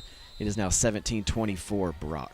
Your Parker Properties kickoff is low and by Farhat at the 18 and tackled there by number 28, Braden Sample. You know what you left out of your scoring summary, though, was the big play, man. Do we have the big play? I just talked touchdowns. Okay. It was a big play from Reagan to Berg, yes. In the middle Come on, there. you can say more. That was it looks like a 52-yard pass from Reagan to Berg that got us down there. Let me rephrase that for you. It was a 52-yard thing of beauty. A season-long there we go. 52-yard pass, guys. I mean, just because you're the dad doesn't mean you can't say anything good. Hey, I am impartial. If you overdo it, I'll start kicking you in the shins. 1st and 10, Brock with 2 minutes to go. Snap is back. Frazier's going to throw it. Completes it on here on the near sideline to Matlock. Gain of about 3, maybe 4. Changes here on the Decatur defense. I'm going to go with the game plan here is find number 7 on this defense here, and let's just get out of this half. 7's in a slot here on the near side. 2nd and 6, they'll call it. Frazier rolls to his left looking to throw it, and we got whistles. Play is called dead. We got movement from the inside receiver here on the left side there we of the go. offensive formation. There we go. Also, I was just going to say Coach King over there is coaching him exactly what you're saying over there. He said, find number 7. He's shouting about number 7. That's good. It's good to see that his earpiece is onto the broadcast. There we go. Yeah, sure. Sure. I think there, if you had the false start there, but I think you could have called holding by about 4 of their linemen on that play as he rolled out to the left. So we'll move him back, force a longer 2nd down here. Looks like it's going to be 2nd and 12. Ball at the Brock 22-yard line. Again, Matlock, the dangerous receiver here, slot to the right side. And Wade Doherty split wide left. Lindsey is the running back. There's a snap, play fake. Frazier looking left. He's going deep, looking for Doherty on the far side. He doesn't have him. He did have him, but he overthrew him by about half a yard. He had about 1 step on Cason Cooper. That's when, if you're Cason Cooper, you get up and you do the incomplete sign like you just locked him down. Yeah. You know, that's one of those advantages, too. Something we haven't had over the last couple of years is our corners are taller than what we've seen. Yeah. So I think that, that caused a problem there with the vision. So 3rd down and 12. Still a minute 40 left here in the first half. Frazier looks for the ball. He's going to throw a screen complete to Lindsey, and he's tackled immediately. That was Wesley Morton. And it's 4th down. Decatur's going to need to call timeout here, save a little time. The clock stops with a minute 29. They're going to have an opportunity to go in here and maybe put some more points on the board. Timeout, Decatur. You want to stay? Talk a little bit? Yeah, sure. What do you want to talk about? Football. Yeah. I was frustrated during our previous timeout because down here when Decatur scored the touchdown, I was frustrated that they snapped the ball with like 29 seconds left still on the play clock, and I thought they should have been running the clock. But what do I know? Now we got a minute and a half left to score. I think that's always a good philosophy. Yeah. Well, especially when the other team has scored every possession. Yes. This is the first, assuming they punt it here and we get the ball, this is the first time that the Decatur defense has stopped. As crazy as it sounds, I'm nervous that they might have something here cooked up, even though they're this deep in their own end. There's a quiet confidence with Brock that we need to shake out of them. Well, Doherty split wide to the left. Your punter is Braden Hamill, senior. I don't know if Matlock's on the – I don't think he is out there. So maybe that's our key indicator. Just a reminder, we do get the ball at the third quarter mark. Cobb and Dunn back deep for Decatur, standing at the Decatur 41 to receive the punt. It hits the ground. It's away. It's a nice punt. Hits at the 40 and over the head of Cobb. He touches it. And there's a fight for the football. Oh, my goodness. Cobb's indicating that we did get the ball back, but you've got to catch that one. This is at the 24, and it is Decatur football, and we dodged a bullet there. Thank goodness. For sure. I believe that's Wyatt Dunn, one of the smallest kids out there, coming up with that ball on the bottom there. That's a good fight. Yeah, that's one of those that if you don't catch in the air and it bounces, you might as well just get way away from it. So Decatur will start from their own 29. A minute 16 to go, and Decatur's only got one timeout left before half. So let's see how the young sophomore operates here in the hurry-up. Big confidence here on first down. Let's see what we do on first down. I think that'll figure out what we do for the rest of the drive. Rivera in the backfield. They'll hand it to him. He's into the secondary. Breaks a tackle out across the 30 to the 30. It's going to be a Christian Heston first down. Sure is. They're going to move the chains. Clock continues to run with 1:02. Eagles hurry to the line of scrimmage. I'm not sure that clock should be running on a first down. Shouldn't be. Snap is back. Reagan throws it complete to Berg on the far sideline, makes a defender miss, breaks a tackle. He's out across the 40 to the 43, and the clock's still running at 47 seconds. I think he's just short of the first down there. Still running. And these officials just wasting time. 37 seconds, 36 seconds. Coach Huff is furious, and he should be. Looks like the head. What were they doing? The head referee is discussing the line over there. The official, guys, just to jump in here, the official's going to claim it as his timeout. He's going to pump the clock back up. He was scolding the chain gang for moving early. So he's going to call it an official timeout and then pump it back up. Put some more time on the clock. 40, I believe, is what's going to be on there. Well, even on the previous play, it was a first down, and the clock should have stopped while we moved the chains, and it's still running. It's going to be 2nd and 2. And they did not add to the clock, but he's telling them right now. They don't want to do it. And they pump it. 4-0. Did he say 5-0? They might have said 5-0. He sure did. I missed his thumb there. Oh, they're going to lose it over there on the other sideline if they pump it. Did y'all just hear that? What? He said, the PA said, "Are you asking for a 10-second runoff?"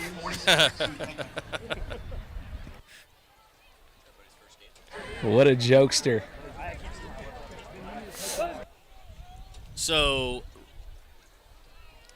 Decatur has the ball at their own 43. Your score 24-17, Brock with the lead.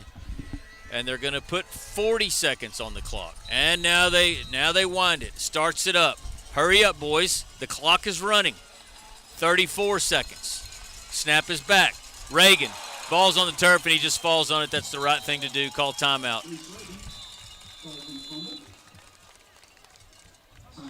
So 23 seconds to go. Decatur will be out of timeouts from their own 32. Guys, they have a veteran clock operator over there because whistle blows, they wave the timeout, and then they ran 3 more seconds off.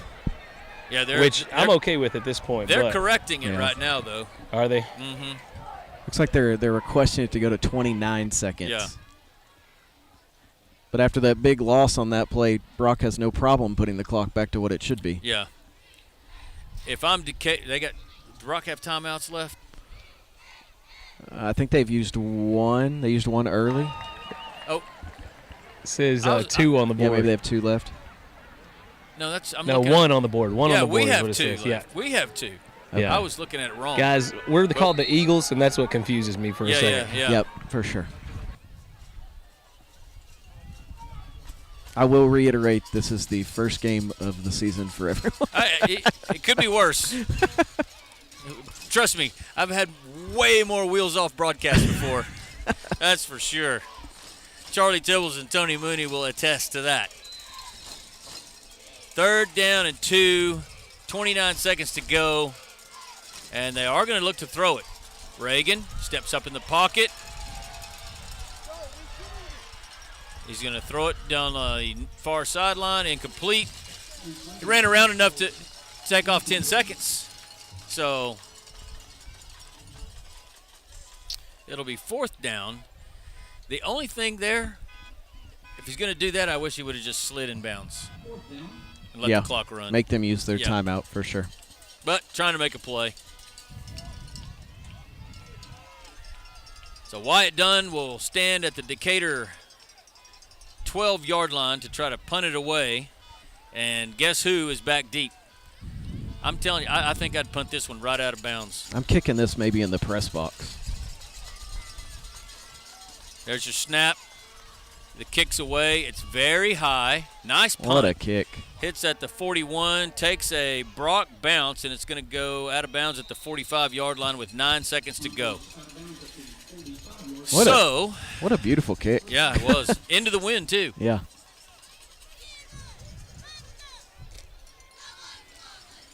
So, Sam, I don't know whether you're going to catch Coach Huff going in or coming out, but I would ask him about what he thinks about the performance of his sophomore quarterback so far in this ball game. Gotcha. When I catch him, it will be on the way back out. Okay. So 9 seconds to go. Decatur with 4 guys deep. It's Cobb, Brazil, Molina, and Cooper. Matlock is here wide to the right on the near side, and they're going to look at him. And they're going to complete it at he's going to run out of bounds at the 40 with 4 seconds left. Probably far enough maybe for Frazier to get it in the end zone with this wind behind his back as a Hail Mary. Yeah, I think so. I'll say one thing about 7. He's Matlock for them. He's a great player, but there's quite a few plays after the whistle that he's in a dust-up, whether it's on defense or offense. It's pretty much football in 2025. Kind of interesting to watch. Not my favorite part of it. I'm being, 59 years old. Yeah. But Caden Cobb ran him right out of bounds there, and about over here on the blue sideline here, he's pushing him in the face mask. So, interesting way to play. From the Decatur 39, last play of the first half, barring a defensive penalty, Frazier's going to throw it across the middle, incomplete. He was looking for Braden Ray, and he had him, but a little bit overthrown. But well played first half. Tight game, 24-17. Brock with the lead, but Decatur will get the opening kickoff of the third quarter. We'll take a break, and we'll come back with your halftime show, which will include a recap of the first half, scores around the area in this Week 1 opening, and the Big Blue Marching Band, which looks like it's going to be first up. We'll be right back.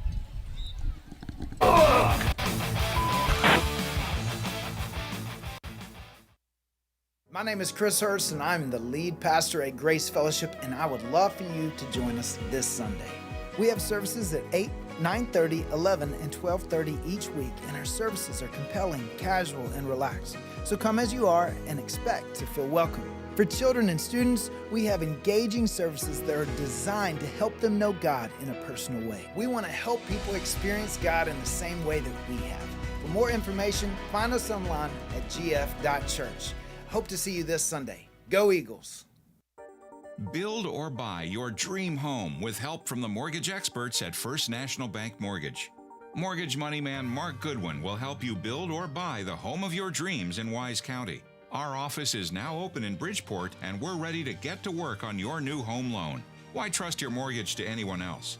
First National Bank Mortgage, now open in Bridgeport. Apply online at mortgagemoneyman.com. NMLS 543312, Equal Housing Lender, member FDIC. Cobb Rental, located in Decatur, has the best selection of prices in the Wise County area on equipment rentals and sales. They have skid steers, lifts, trenchers, welders, forklifts, excavators, backhoes, and much more on hand and ready to go to work for you. Whether you need heavy-duty backhoes or trailers for transport, chances are Cobb Rental will have what you're looking for. Come see us at FM 51 in Decatur or online at CobbRentalAndEquipment.com. Good luck, Eagles, from Cobb Rental in Decatur. Texas Farm Bureau Insurance has locations in Decatur and Bridgeport that serve over 4,500 members in Wise County and the surrounding area. Whether you're wrangling cattle or kiddos, Texas Farm Bureau Insurance is proud to protect all fellow Texans and all Texan ways of life. Stop by and visit with Kelly Lynch, Doyle Lowe, Lisa Bradshaw, Chris Handlin, or Monty Houston in our Decatur office located across the street from James Wood Motors, or visit with Lisa Bryant in our office in the heart of Bridgeport on Wholesale Street. Coverage and discounts are subject to qualifications and policy terms may vary by situation. The law firm of Kernot and Hafer is one. All right, everyone, welcome back to the halftime show here. We are at halftime here. It is Brock 24, Decatur 17 here in Brock, Texas, here at Eagle Stadium. We're going to actually pass it here to the halftime show and watch the Eagle Dolls and the Big Blue Marching Band, and then we will get back with you on some scores around the area and kind of recap of the first half. Enjoy.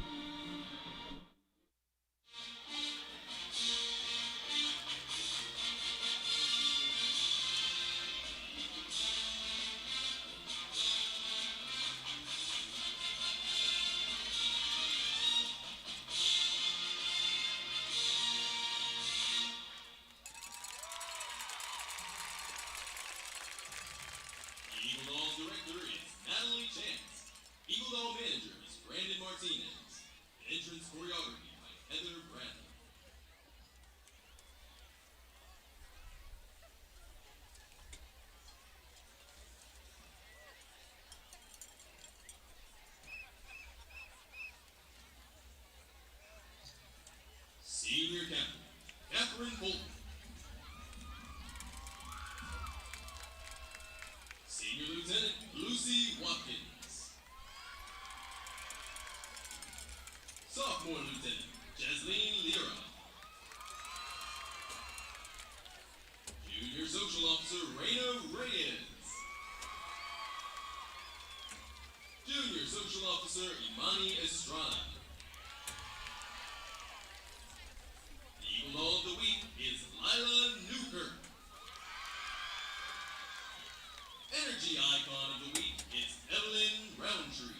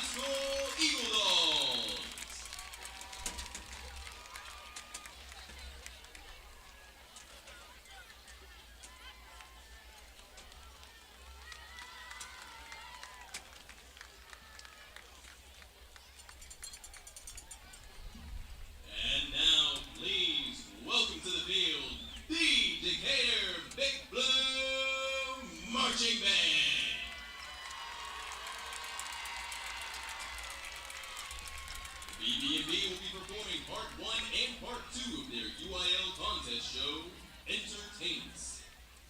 Part 1 featuring Nirvana's Smells Like Teen Spirit and Part 2, Medea, Dance of Vengeance. The BB&B is under the field direction of Ben Bond, Delaney Wilson, and Reagan Nix. The BB&B is under the direction of Ginger Dillon, Caleb Hesser, Eric Lawson, Holly McNeil, and Eric McNeil. And your section of the week is the saxophones. And thank you to our sponsor, Cannon Property Management and Cannon Realty.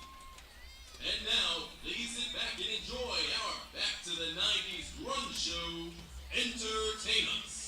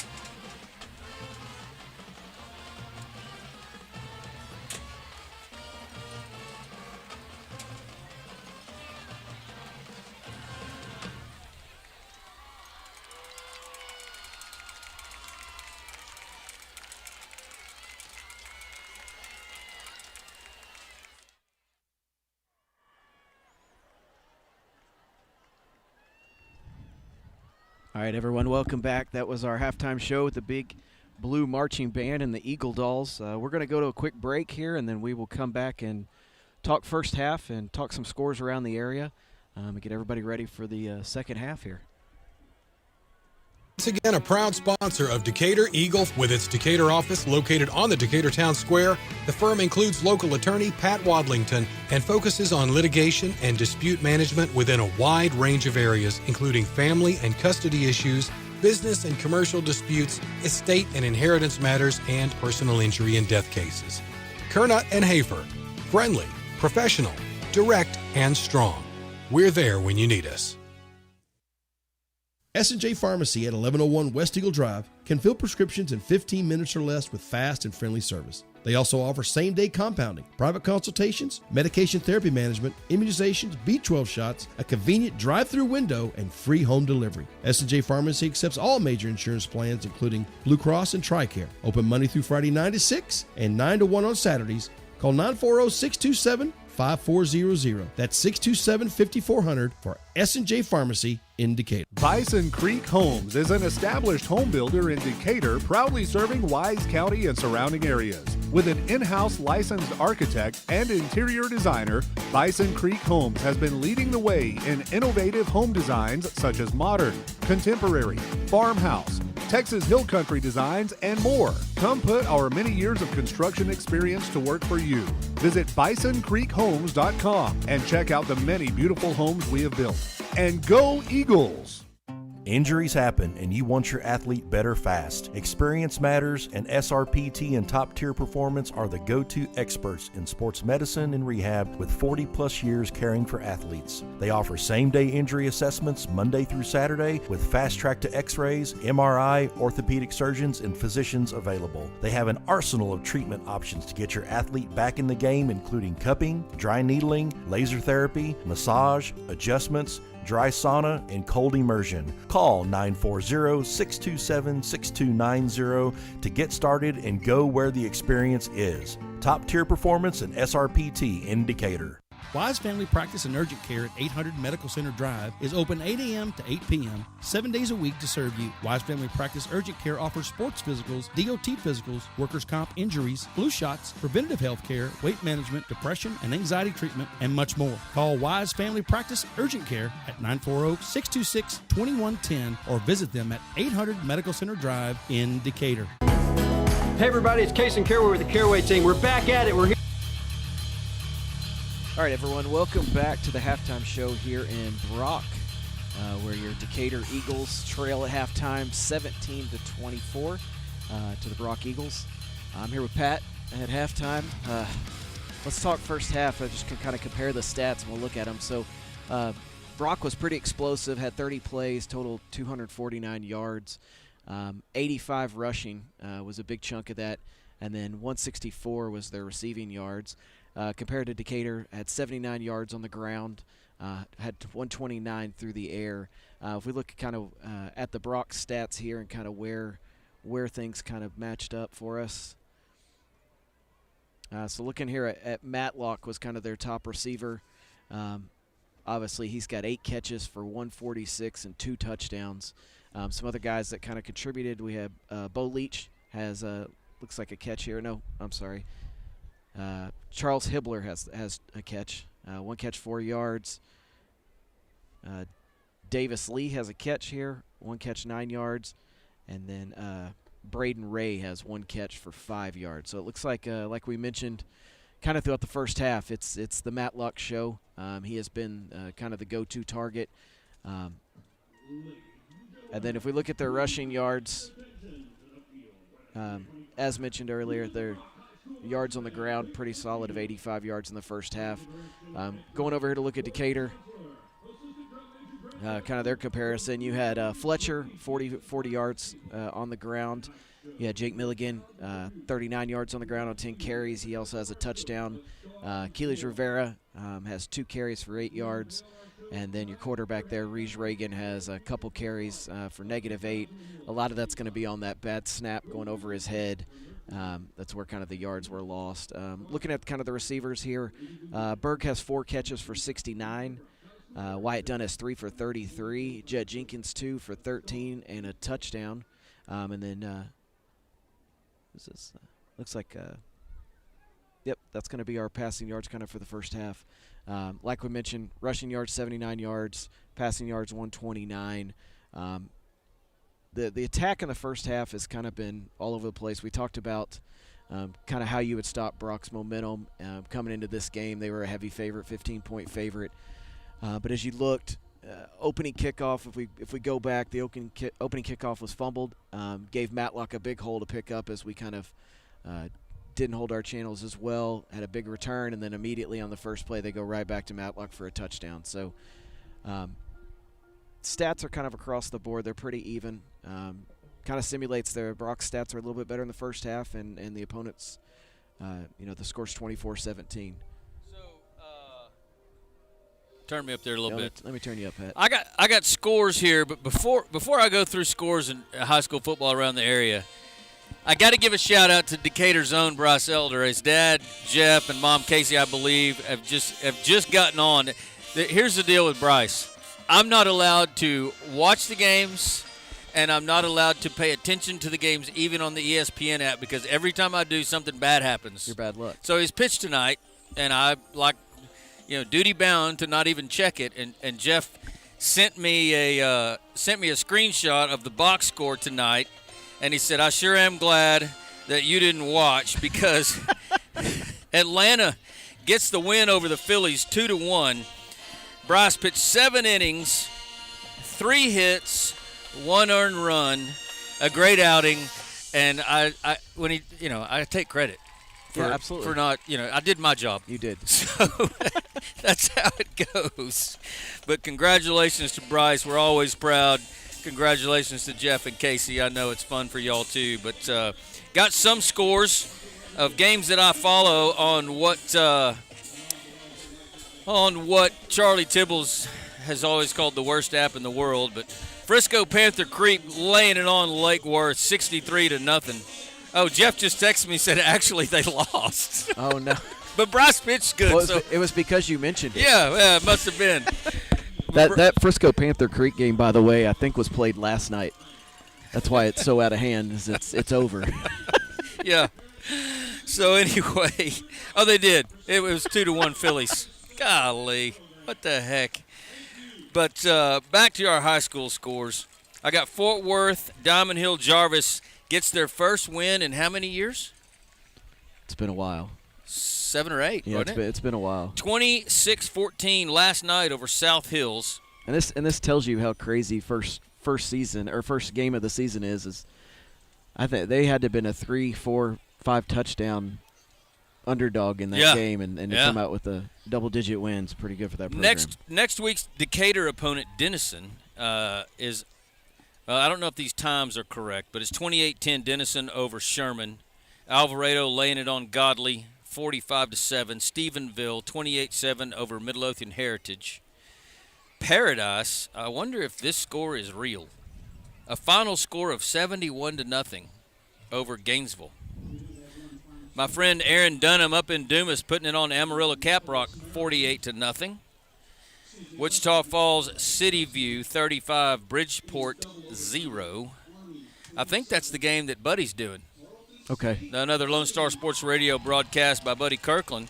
Paris over Sanger 21-7. Chico over Detroit 22-8 near halftime there. I got one for you. What's that? How about the Anna Coyotes 28-14 over Argyle Liberty Christian at halftime? Wow.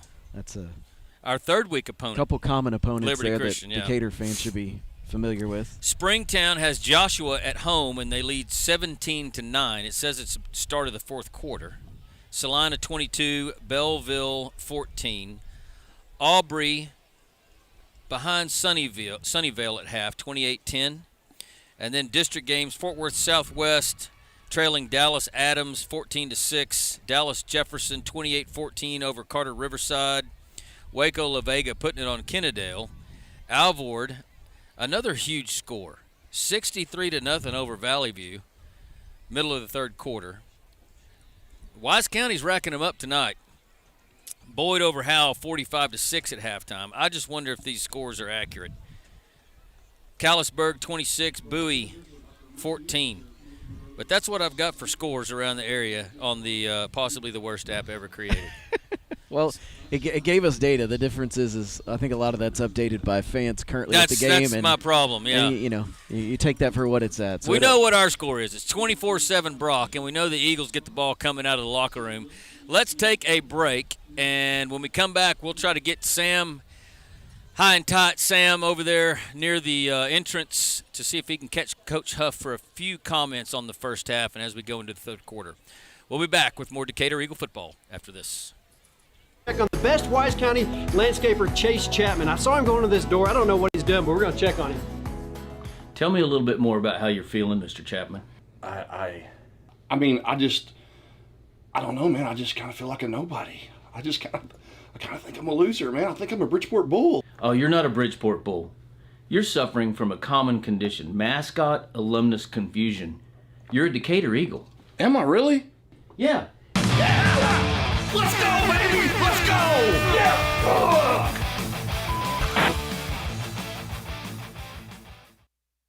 My name is Chris Hurst, and I'm the lead pastor at Grace Fellowship, and I would love for you to join us this Sunday.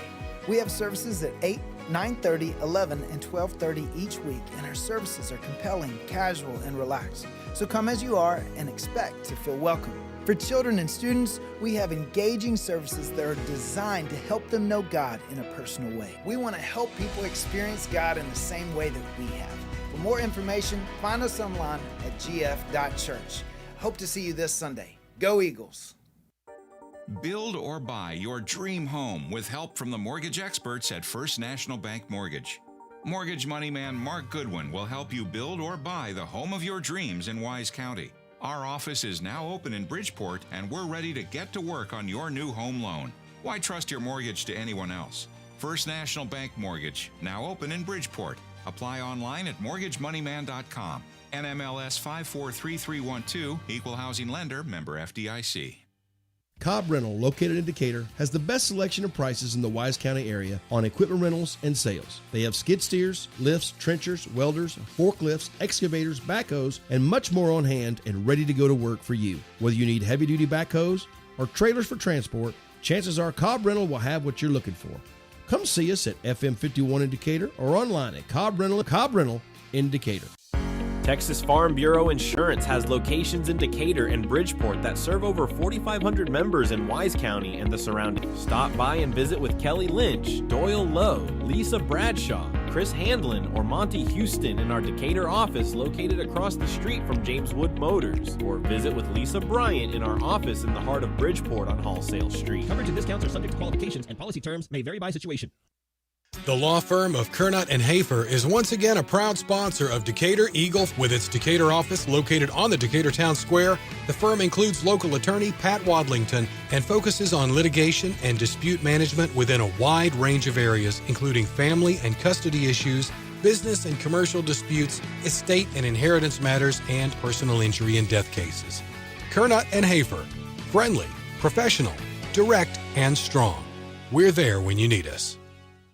S&J Pharmacy at 1101 West Eagle Drive can fill prescriptions in 15 minutes or less with fast and friendly service. They also offer same-day compounding, private consultations, medication therapy management, immunizations, B12 shots, a convenient drive-through window, and free home delivery. S&J Pharmacy accepts all major insurance plans, including Blue Cross and TRICARE. Open Monday through Friday 9 to 6 and 9 to 1 on Saturdays. Call 940-627-5400. That's 627-5400 for S&J Pharmacy in Decatur. Bison Creek Homes is an established home.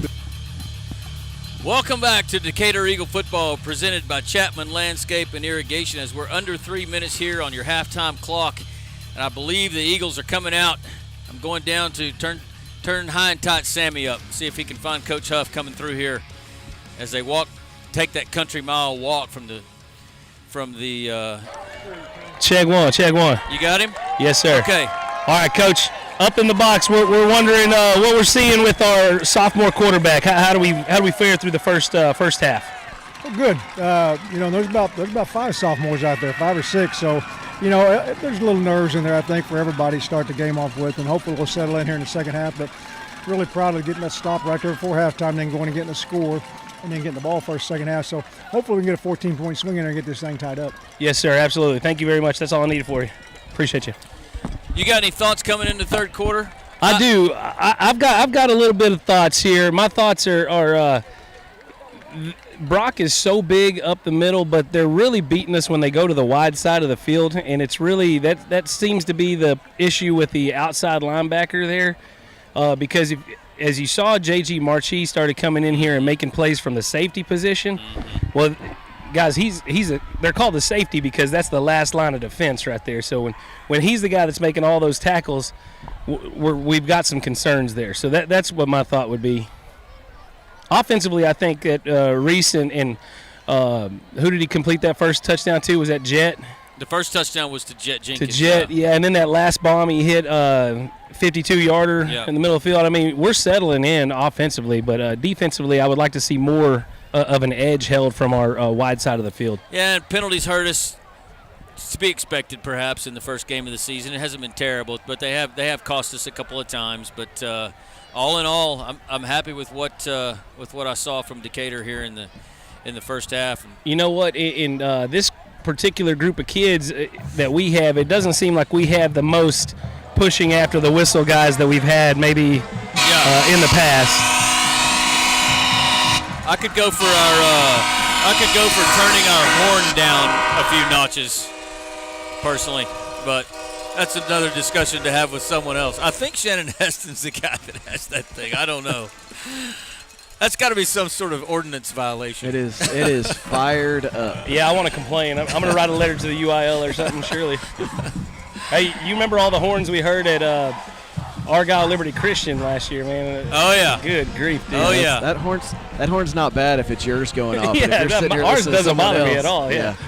No, absolutely. All right, boys. So the Eagles huddling up here on the sideline to receive the opening kick here to start the Triple T Windows third quarter. I do need to correct myself. After I trashed the Friday Night Lights app on how horrible their scoring system was, and then I said the score when we left was we know what our score is, 24-7. It's 24-17. I did that on purpose. You did. You were just seeing if everybody's paying attention. I was all over it, man. So we're going to get to see Christian Torres again. It feels like the wind's picked up a little bit out of the north. He's got it to his back, and he's kicked it out of the end zone twice. But Caden Cobb standing at the goal line to see if he'll be able to snag it. I wouldn't mind him giving Caden Cobb an opportunity. I wouldn't either after the two he ran back in a row last year in one game. But your Parker Properties kickoff is underway, and that's going to be way out of the end zone. 8 yards back, and Cobb's going to bring it out to the 10, and he's tackled at the 14.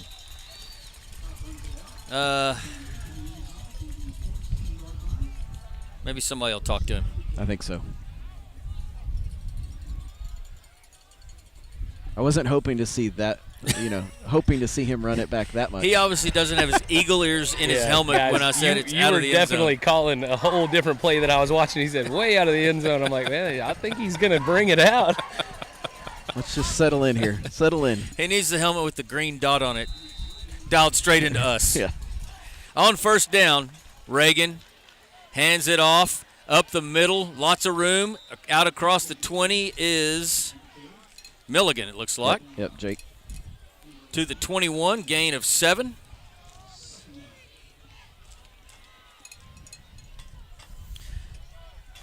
On 2nd and 3, pistol formation. They'll hand it to Milligan again. He's met at the line of scrimmage, maybe before he got there, and he's going to be dropped for a loss of 1.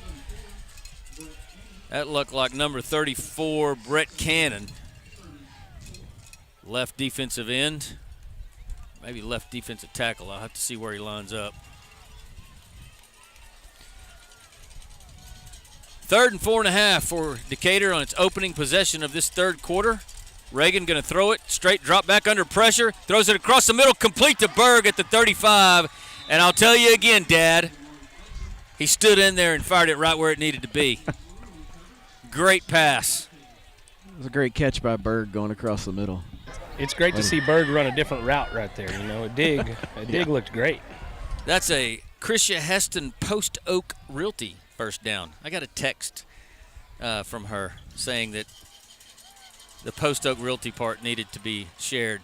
On first down, it's complete on the far sideline. Reagan to Fletcher, and I think we have whistles and a penalty. Illegal man downfield. Weren't we just talking about that in the first half? Were you able to see who it was, high and tight? I could not. It was on the top side, on your side of the field, is my understanding. Okay. Sammy Alanis on the Decatur Conference Center sideline all season long, unless he's got a cornhole tournament he's got to go to maybe 1 or 2 weeks a year. Guys, I made $1,000 on Wednesday playing yes! cornhole. First and 15 for the Eagles from their own 30. Reagan looks to throw it under pressure from both sides. Scrambles, breaks loose. He's got a little room on the far side. Look at the wheels on the young man, and he's pushed out of bounds. No flag. Our fans over there saw it. Yeah, I saw it too. I think it helped. That could have been a penalty on 44 there, but as he kind of held him up. Yeah, that's a sneaky move is you push him out, but you catch him before they fall. Hayden and it Waller, looks like you're just the defender. On him. So after that scramble, it'll be second down. What are we doing here?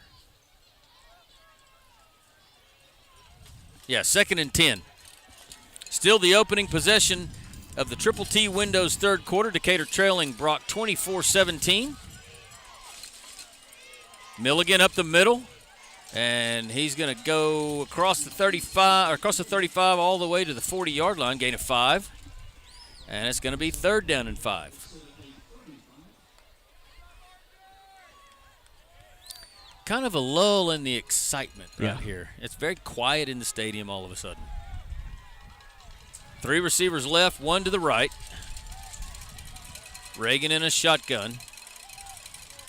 He looks to the right, under pressure. And he's just going to throw it away. That's all he could do. He had probably 1, 2, 3, 4, 5, maybe 6 Brock Eagles chasing him.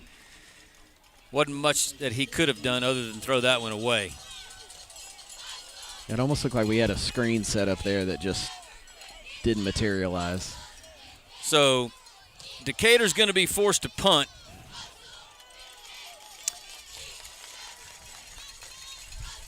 After getting one first down in this possession to start the third quarter. And Wyatt Dunn, again, your Eagle punter, standing at the 27-yard line. Gathers it, punts it. It's going to hit at the 35. It hit someone, looked like it hit him. I think it hit a Brock Eagle on the leg, and Decatur recovers it. It's Cobb with the football. Officials conferring at the 29-yard line, and I think it's going to be Decatur's ball. They haven't indicated yet. I think they are they're moving it back to the spot, is what it looks like. He did put the beanbag down, which tells you fumble. So a huge break here for Decatur as they get the turnover inside the Brock 30-yard line. I think the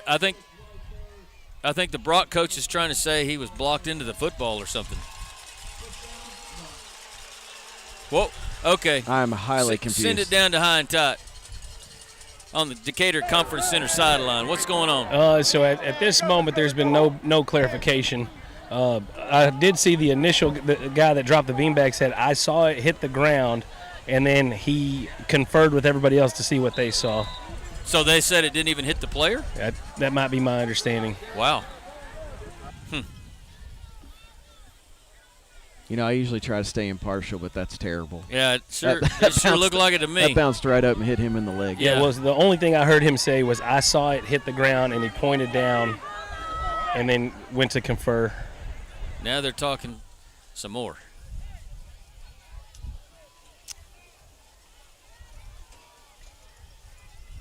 Oh, they're switching out footballs.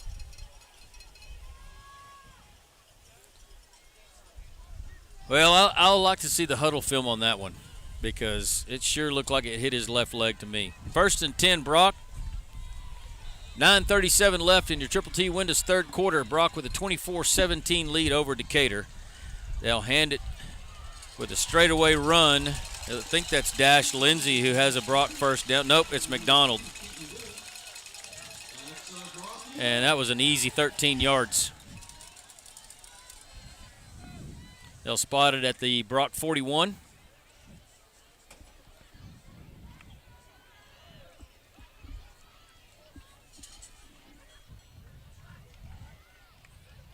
Frazier, he'll hand it to McDonald again, and he is just pushing bodies in the wrong direction if you're an Eagle fan. That was a strong run of about 6 yards.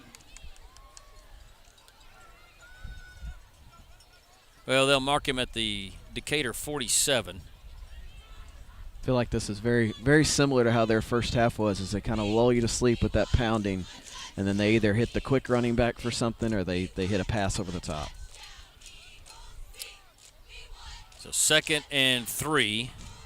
Matlock split wide here to the near side. They're going to give it to McDonald coming right, and he's tackled short of the first down, maybe a gain of 1.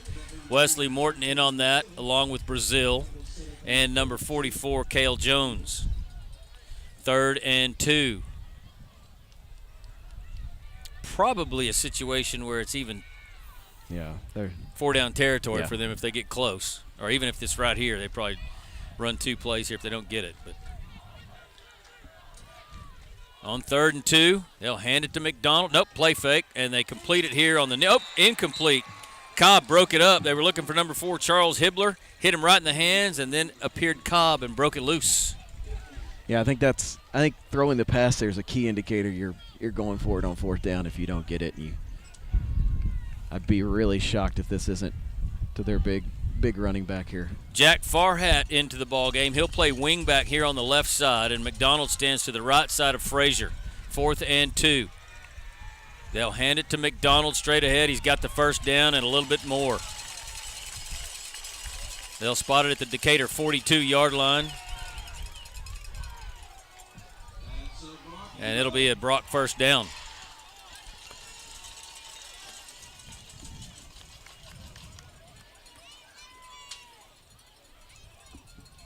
Yeah, defensively, we got to stay out of those short down, 3rd downs, and 4th downs because they're riding that big running back. Farhat still in the game at wing right this time. And they're going to hand it to Lindsey. He breaks off a tackle, pushes his way inside the Decatur 35, and this is just straight ahead smash mouth football. And they're 5, 6, 7 yards a pop, and there's a flag. Somebody's going to get a personal foul here. And that one's going to be on me for saying something at halftime. On you? Well, I'm just saying if it's us. You remember I just said we don't have the guys that are getting okay, there we go. Illegal procedure. Really? At the very end of the play? They said, they reevaluated how many men they had in the backfield. Let's go, D! Go, D! So they had too many men in the backfield. The in man over here was off the line. I do believe there's going to be another penalty of some sort that they're discussing. Yeah, I've seen the last few plays. Cale Jones, number 44, along the defensive front for Decatur, has been going at it with somebody. And he came up a minute ago, and the fans over here on the Brock side were... Dead ball, unsportsmanlike on 54, White. 54. Shane Elisegwe.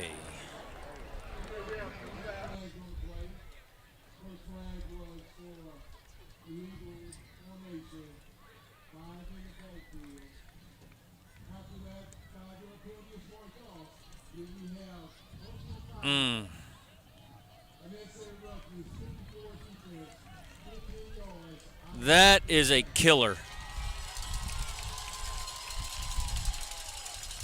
So there was an illegal procedure penalty on Brock that would have backed him up to about 2nd down and 14. And then they're going to mark off 15 on Decatur for a unnecessary roughness foul. And now it's 1st down Brock at the Decatur 32. And I think that was actually just unsportsmanlike, so it could have been something verbal. Frazier throws it complete here. No, incomplete. He was looking for Matlock. And that was Brazil that came up hard and tackled him low. He wasn't able to bring it in, and Matlock getting up a little bit slow. Looks like he's okay. Well, that's two there that they called that an incomplete pass that possibly could have went our way with another turnover. Yeah. Like, I think eventually some of these are going to go I our thought that way. was clearly I do incomplete. too. Yeah. I do too, but it's close. Pistol formation on 2nd and 10 for Brock. 2 tight ends. They'll hand it to Lindsey. Bounces to the outside. Now straightens up the middle. Tackled inside the 30. That's big number 78. Caston Padron. 3rd down and 7. Gaston was one of our starting offensive linemen in the first half. Yeah, I know. They've even got it right on my roster. O-line, D-line. Amazing. 3rd down, 7. Brock from the Decatur 29. Fraser rolls right, looks right. Under pressure, throws it across the middle, and it's complete to Braden Ray for a touchdown. And that was just a great play. Colton Brazil was in his hip pocket, had his arm up, and he just caught it in traffic and kind of was able to keep running into the end zone. I'll tell you, their quarterback has it's like a strange throwing motion. It looks weird when it comes out, but he's been pretty on target all night. Yeah. Just a junior. The extra point's up, and it is good. So with 6:37 left here in the Triple T Windows 3rd quarter, it's Brock 31, Decatur 17. We'll be back with more Decatur Eagle football after this. Builder in Decatur, proudly serving Wise County and surrounding areas. With an in-house licensed architect and interior designer, Bison Creek Homes has been leading the way in innovative home designs such as modern, contemporary, farmhouse, Texas Hill Country designs, and more. Come put our many years of construction experience to work for you. Visit bisoncreekhomes.com and check out the many beautiful homes we have built. And go Eagles!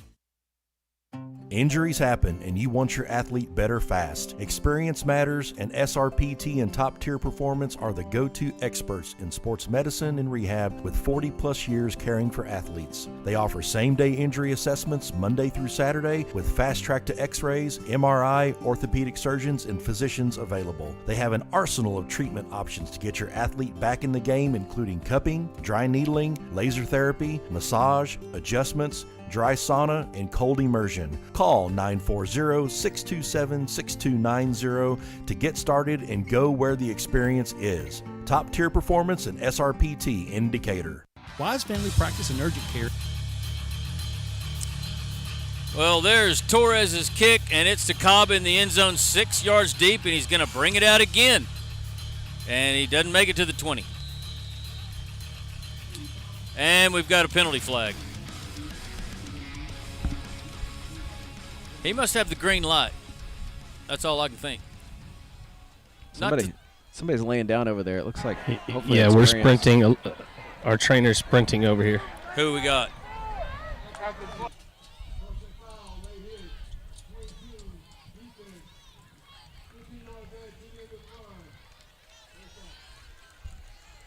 It looked like Cobb. That's Cobb. Yeah. They're trying to get him up off the ground. Maybe he's cramping. They were trying to help him up. His legs didn't look like they were bending. Yeah, so. she's showing him some. It looked like a cramp. Some calf stretches right now. All right, so Decatur after the penalty will start this drive at their own 35. 6.5 minutes to go in the 3rd quarter. And now we've got some more illegal procedure penalties on the Eagles. That's on Dusek.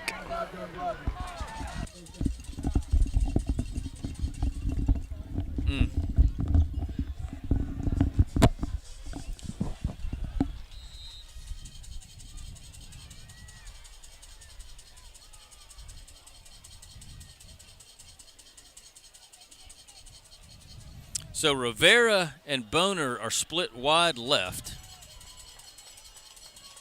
I believe it's Dunnenberg to the right. Fletcher in the backfield. They'll hand it to Fletcher up the middle. No, it's a play fake.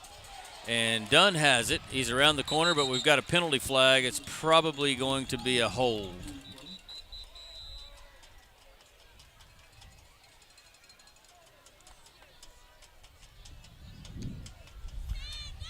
Man. Left calf over here for Cobb, by the way.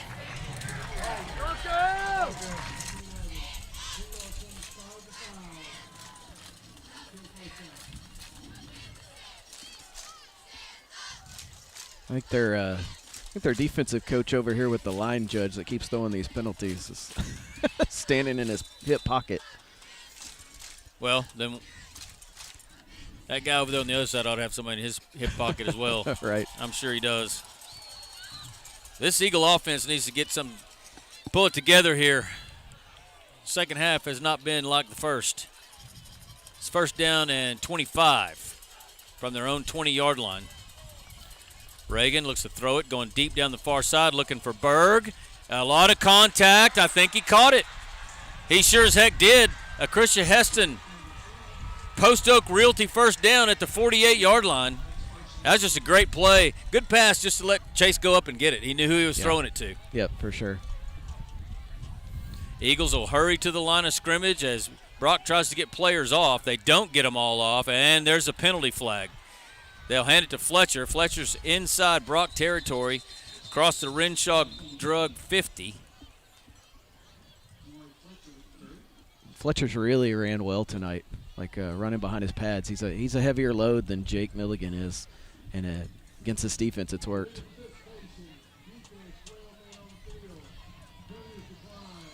So we'll decline the penalty after that gain of about 8.5 yards. It'll be second and 1.5. From the Brock 44, pistol formation. Reagan hands it to Fletcher toward the right side. Cuts upfield inside the 40. Still on his feet inside the 30, inside the 20. Jamari Fletcher inside the 10, and it's a touchdown, Decatur. What a run. No flags on the field.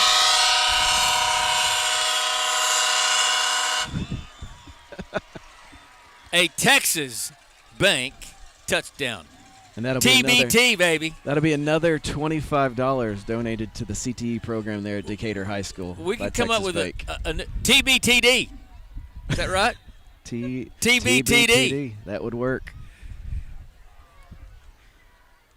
So weeks in for the Decatur Tire Extra Point. It's up. It's good. And Decatur is not out of this one just yet. 31-24 your score. Brock with the lead. 5.5 minutes to go in the third. We'll be back right after this. 800 Medical Center Drive is open 8 a.m. to 8 p.m., 7 days a week to serve you. Wise Family Practice Urgent Care offers sports physicals, DOT physicals, workers' comp injuries, flu shots, preventative health care, weight management, depression and anxiety treatment, and much more. Call Wise Family Practice Urgent Care at 940-626-2110 or visit them at 800 Medical Center Drive in Decatur. Hey everybody, it's Case and Caraway with the Caraway team. We're back at it. We're here to check on the best Wise County landscaper, Chase Chapman. I saw him going to this door. I don't know what he's done, but we're going to check on him. Tell me a little bit more about how you're feeling, Mr. Chapman. I don't know, man. I just kind of feel like a nobody. I kind of think I'm a loser, man. I think I'm a Bridgeport Bull. Oh, you're not a Bridgeport Bull. You're suffering from a common condition, mascot alumnus confusion. You're a Decatur Eagle. Am I really? Yeah. Let's go, baby! Let's go! Yeah! I think it's always a great time to bring it back after a let's go, baby. Yeah. Your Parker Properties kickoff with 5:32 left in your third will hit at the 20-yard line and roll out of bounds. We'll go ahead right now to give our You got it? Mater Yes, bring it, man. Scoring summary. So that drive started on Decatur's 20 with a 15-yard penalty, brought us out to the 35. 4 plays, 65 yards. Great conversion there from Reagan to Berg, and that led to a 45-yard touchdown for Jamari Fletcher, bringing the score 31-24 Brock with about, we got 5:32 left in the third quarter. Well, we just need this defense to stiffen up a little bit. Let's see what we can do. We got Marchie back in at safety here. Cooper, And that's not Cobb over there at corner. Who's at the corner? 21. Molina, okay. So 1st and 10, Brock from their own 30. And Frazier's going to keep it himself on a play fake, and he's out across the 40. He's got a Brock first down at the 43. And we got two guys way back here at the 15-yard line.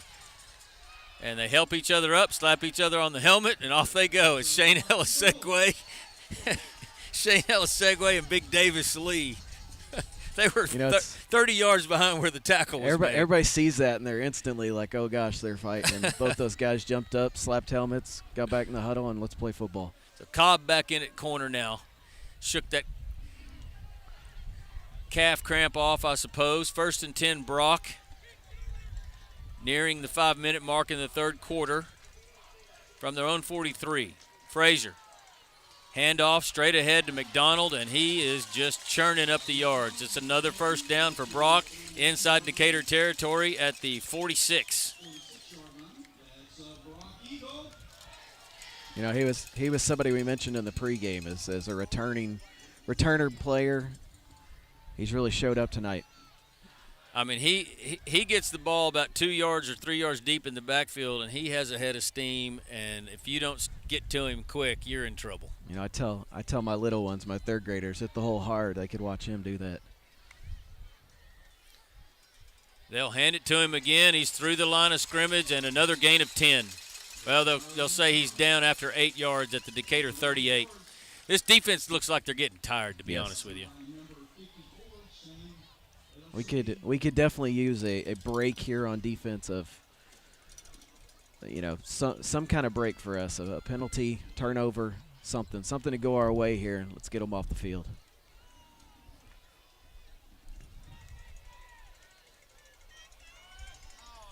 Second down and 2, Brock from the Decatur 38.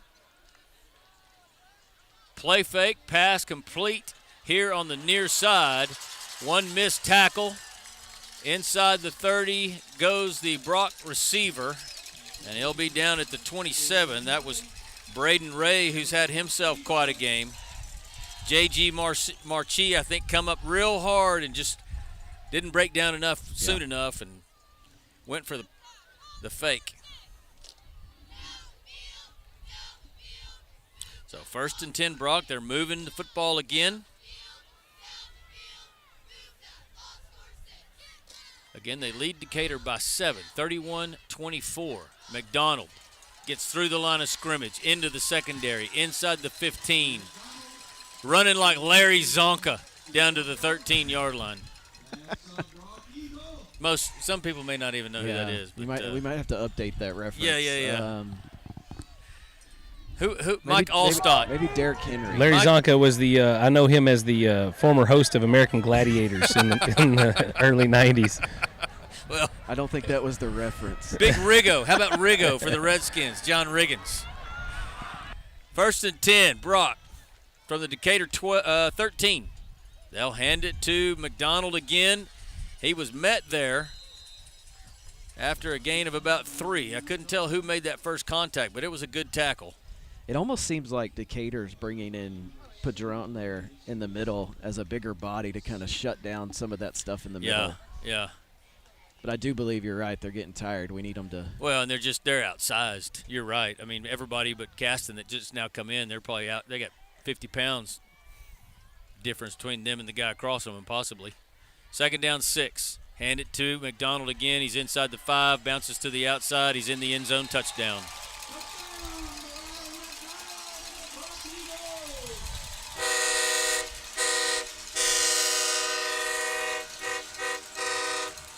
Well, now we know why Brock was ranked number 2 and number 4 in different polls.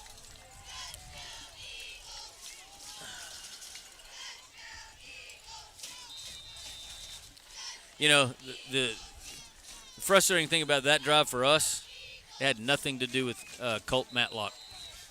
Yeah. It was all number 8. Did they throw? Yeah, they threw a couple of passes. I think they threw a screen pass out here, but for the most part.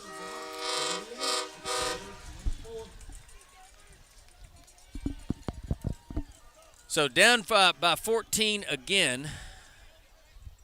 Decatur going to have to go down and put some points on the board here.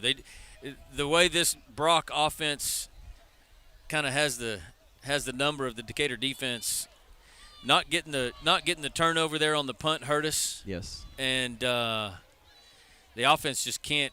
They've got to score every time. That's certainly what it looks like. So let's see if Mr. Torres is going to put it 5 to 10 yards deep in the end zone. Looks like small change here in the return. Yeah, also. It's Dunn. Yeah, Wyatt Dunn's back there, and Cobb's taking a break. Probably good if you got cramps. Yeah. Well, I guess we'll find out if it was a coaching decision to run it out 8 yards deep in the end zone every time. Well, it might have just been permission to Cobb. That's true. If he's run so many back. I don't know. That's very true. We'll see if I will see. I've watched Wyatt Dunn play for years, and the kid's dynamic. So it's not any advantage by kicking it to him as opposed to Caden Cobb. Torres going to do it again, and this one's a little bit shorter. That's going to be Milligan at the 3. Jake takes it out across the 10, and he's swallowed up from behind by number 25, Graham Coleman. Guys, I did follow up, by the way, on that punt and with the side judge, and he said that it hit. He said one of the officials said it hit our player first. Well, all of the Decatur people who have run it back on the YouTube video disagree with that. Yeah. Okay, because I figured that had to be the only thing, and he said, "Yeah, no, it hit our player first." We do have the advantage of video replay. 1st and 10, handoff. Milligan's met straight at the line of scrimmage by Dax Hayes, and Brock is just manhandling the line of scrimmage at this point. We're gonna have to come up with something a little bit more creative here.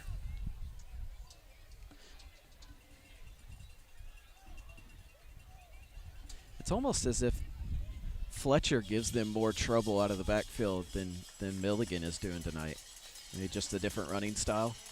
Well, Milligan's deep behind Reagan in a pistol formation on 2nd down.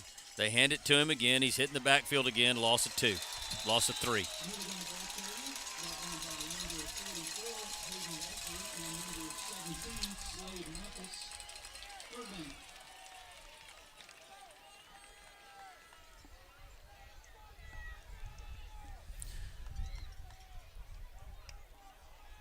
Counting down to 1 minute to go here in your Triple T Windows 3rd quarter as the Eagles line up 3rd down and 13 inside their own 10-yard line. They trail by 14.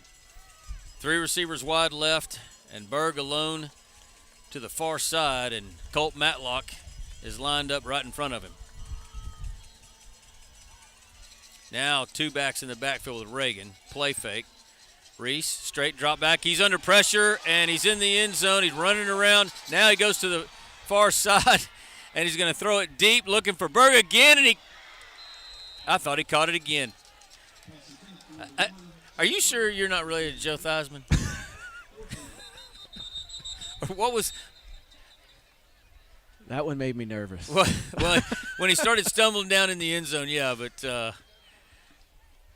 What was it's either Joe Theismann, looks a little bit like Fran Tarkenton. I mean, my goodness.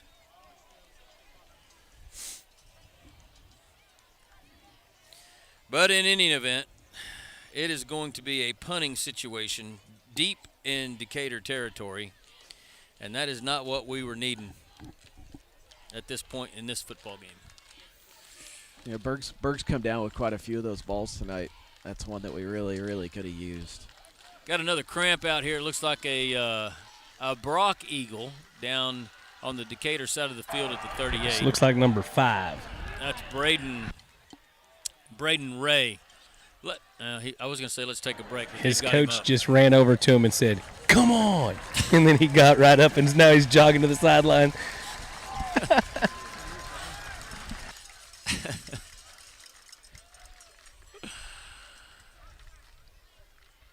So Dunn is going to stand inside the Decatur end zone, about 5 or 6 yards deep, to get this deep snap, see if he can kick it away.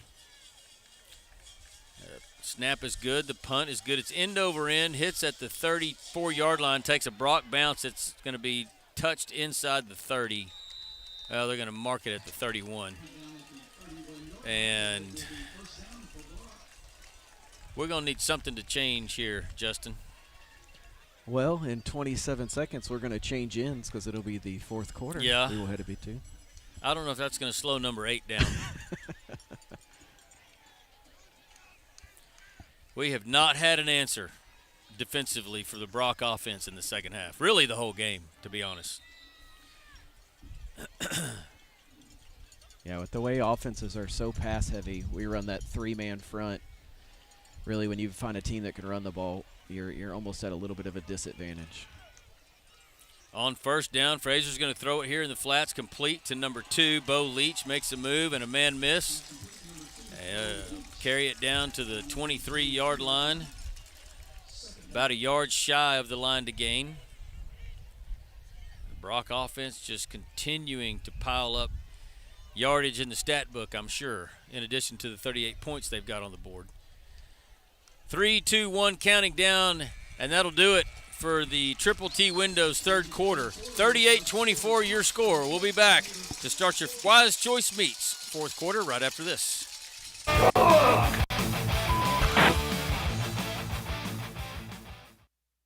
My name is Chris Hurst, and I'm the lead pastor at Grace Fellowship, and I would love for you to join us this Sunday. We have services at 8, 9:30, 11, and 12:30 each week, and our services are compelling, casual, and relaxed. So come as you are and expect to feel welcome.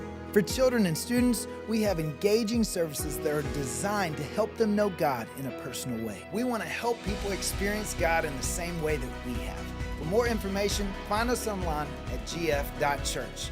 Hope to see you this Sunday. Go Eagles! Build or buy your dream home with help from the mortgage experts at First National Bank Mortgage. Mortgage money man Mark Goodwin will help you build or buy the home of your dreams in Wise County. Our office is now open in Bridgeport, and we're ready to get to work on your new home loan. Why trust your mortgage to anyone else? First National Bank Mortgage, now open in Bridgeport. Apply online at mortgagemoneyman.com. NMLS 543312, Equal Housing Lender, member FDIC. Cobb Rental, located in Decatur, has the best selection of prices in the Wise County area on equipment rentals and sales. They have skid steers, lifts, trenchers, welders, forklifts, excavators, backhoes, and much more on hand and ready to go to work for you. Whether you need heavy-duty backhoes or trailers for transport, chances are Cobb Rental will have what you're looking for. Come see us at... On 2nd and 2, Brock will hand it to Dash Lindsay, and he'll dance his way inside the 20 down to the 16-yard line. And it'll be another Brock Eagle first down from the Decatur 16. A lot of hands on hips on that Decatur front defensive line. They've been out there a lot of plays tonight.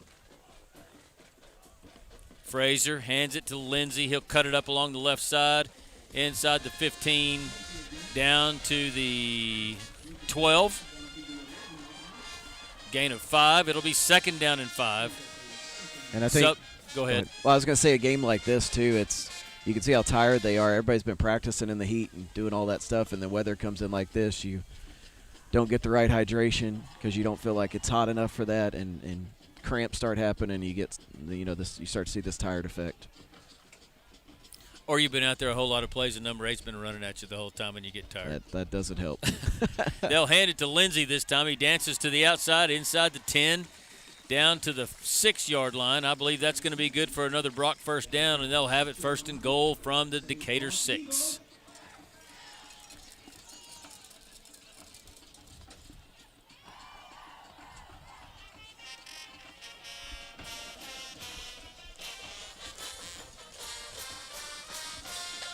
Brock letting the clock run.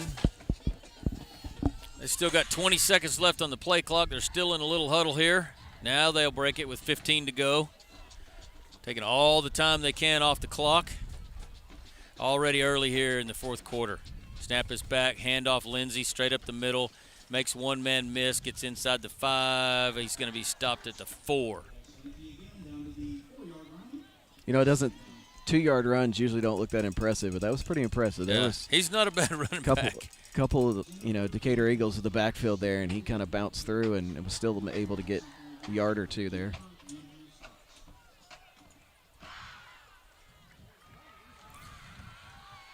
So 2nd down and goal from the Decatur 4.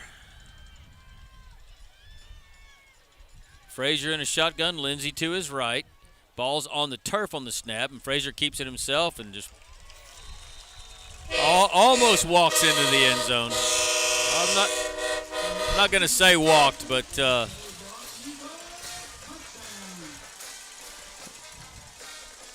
I don't know how many times the snap has been on the ground for them, and he's just picked it up and continued the play and made positive things happen. That's, good job by their quarterback. So Braden Hamill in for his 6th extra point of the night, I suppose. Snaps down, kicks up, and it is over the crossbar, and it's good. Your score 45-24. Brock over Decatur with 9:42 to go. We'll be back right after this. FM 51 in Decatur or online at CobbRentalAndEquipment.com. Good luck, Eagles, from Cobb Rental in Decatur. Texas Farm Bureau Insurance has locations in Decatur and Bridgeport that serve over 4,500 members in Wise County and the surrounding area. Whether you're wrangling cattle or kiddos, Texas Farm Bureau Insurance is proud to protect all fellow Texans and all Texan ways of life. Stop by and visit with Kelly Lynch, Doyle Lowe, Lisa Bradshaw, Chris Handlin, or Monty Houston in our Decatur office located across the street from James Wood Motors, or visit with Lisa Bryant in our office in the heart of Bridgeport on Wholesale Street. Coverage and discounts are subject to qualifications and policy terms may vary by situation. The law firm of Kernot and Hafer is once again a proud sponsor of Decatur Eagle with its Decatur office located on the Decatur Town Square. The firm includes local attorney Pat Wadlington and focuses on litigation and dispute management within a wide range of areas, including family and custody issues, business and commercial disputes, estate and inheritance matters, and personal injury and death cases. Kernot and Hafer, friendly, professional, direct, and strong. We're there when you need us. Welcome back to Decatur Eagle football, presented by Chapman Landscape and Irrigation. It's going to be Jamari Fletcher fielding the kickoff at the 3-yard line. He's going to take it all the way across the field, out across the 25. One of the better returns that the Eagles have had tonight. I'll tell you, another impressive thing about this Brock Eagles squad has been their kick return, or their kick coverage. I'll say this, Brock has come in and been not necessarily 100% mistake-free, but they've really been mistake-free throughout this game, and it's helped with a good running game. Kind of what we talked about, just rely on that running game, hit Matlock when you need to. Mm-hmm. So 1st and 10 for the Eagle offense. They trail by 21 now. Fletcher will come in motion. Now he'll stop. Now he'll continue across and draw a flag.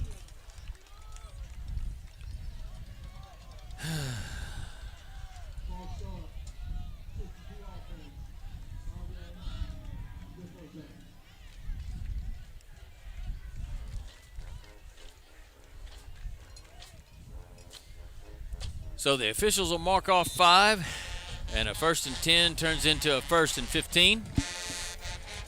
Reagan in a shotgun. Rivera in the backfield to his right side. Play fake, and they'll throw it toward Fletcher over his head. No good. Incomplete. And it'll be 2nd and 15. That may have been a good miss there by Reagan. I think he did it on purpose, honestly. Cause I think if he puts that down there, that may get picked off.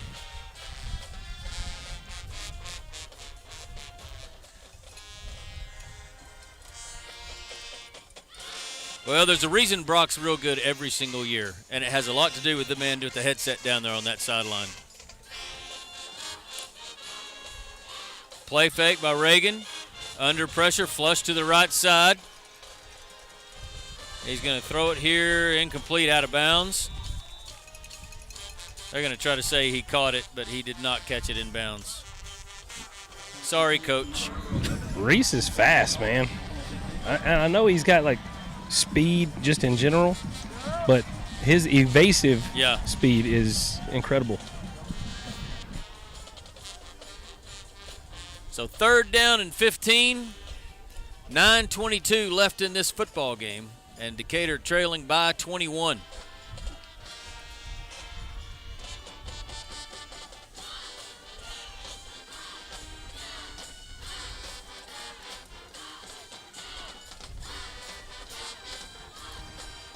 3 receivers right, 1 to the left. And another flag. I think that one's going to go against the defense for simulating a snap, is what I could hear. Let's see. Yep. Yeah, I could hear it down here. They're actually shouting out things? Yes.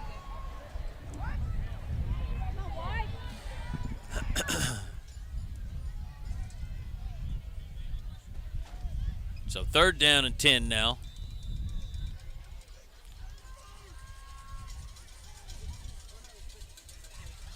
Clock is running with 9:10 left. The Wise Choice meets 4th quarter. Pistol formation for Reagan. Play fake, straight drop back. Now he's going to be flushed out of the pocket. A flag is thrown. Reagan's going to run toward the near side of the field, looking for somebody, and he's going to be dropped at the 27, right on top of the penalty flag.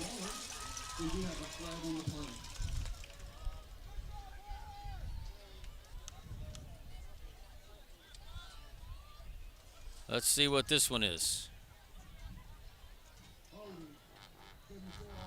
Holding on the Decatur offense.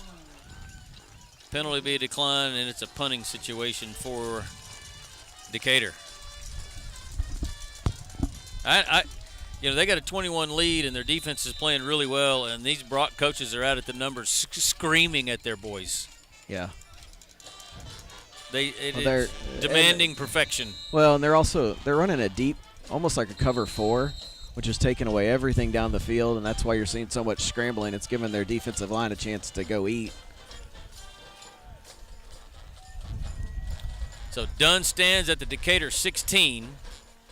His punts away. It's nice and high. It's going to hit at the 40-yard line and take a sideways bounce. It'll roll out at the 39. So with 8:25 remaining in the Wise Choice meets 4th quarter, Brock gets the ball back with a 21-point lead. I think I know what's coming. Yeah, I don't think there's much mystery in their second half game plan. I mean, they may have. No, McDonald's running onto the field. I was going to say they may let Lindsey have it. He had the entire last series.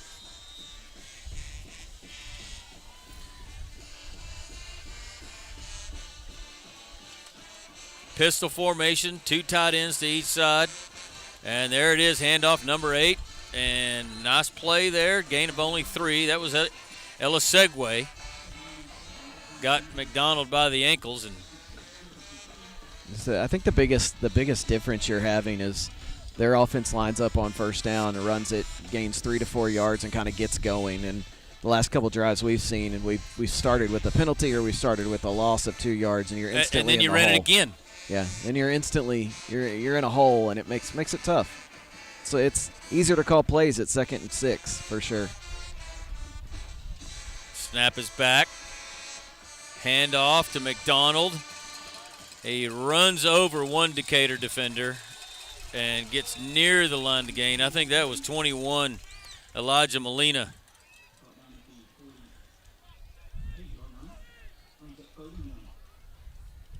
That'll be 3rd down and 1, 7:27, and the clock continues to roll. What's on your bingo card for 3rd and 1 for Brock's offense? There's only one square left, and it's number 8. It would shock me if anyone else on the field touched the football on this play. Oh, they fumbled the snap and almost did. I almost was shocked, but they did hand it to McDonald, and he's across the Renshaw Drug 50 into Decatur territory for another Brock 1st down at the 49.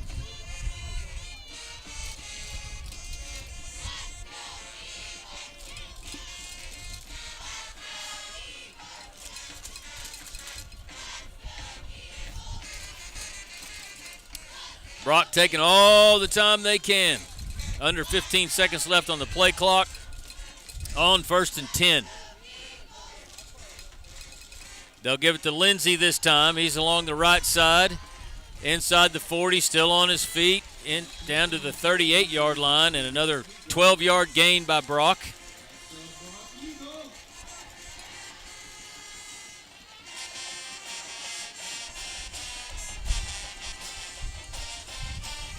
Yeah, that's just I was talking to Eric Morris, who does the broadcast for Brock on the Brock Sports Radio channel, and he told me, he said, McDonald and Lindsey. No, it wasn't Lindsey, but it's McDonald, and they got another running back that's a junior. Hold on. On 1st and 10, I'll call this play. They'll give it to Lindsey. He's around the left side. He's got plenty of room inside the 30, inside the 20, down to the 17. Kason Cooper throws him out of bounds, but that's another huge gain by Brock. But he said there's another junior running back on the team, and he said next year when he and McDonald are seniors, it might be the best tandem running back set that Brock's ever had. Wow. And I believe it in the McDonald part for sure. He has definitely been a load tonight for sure. And then you come back and you have a different back that's got that quick burst, like right there. The seam's not very big. He hits that seam and he's down the field 20 yards before you can blink. Oh, it's Lindsey in the backfield again with Frazier. 1st and 10. They'll give it to Lindsey. Kind of hops over the line of scrimmage. Wesley Morton's there. Fairly short gain down to the 16, but I mean, if they only gain 3 yards, we're happy. And that's still impressive that he got 3 yards out of that. Yeah. It's just a busted run play. 2nd down and 7. 5 minutes exactly left in your Wise Choice Meats 4th quarter.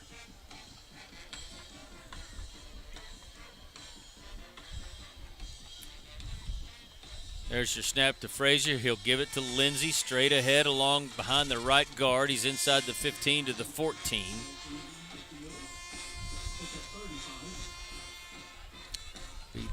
Third and 5, maybe 6. They'll call it 6 on the James Wood scoreboard.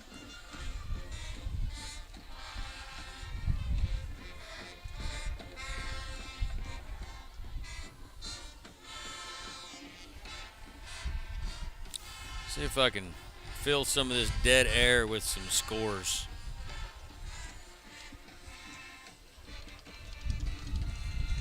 I got a Graham Steers score with Midland Christian. 7-0 Midland Christian in the 2nd quarter.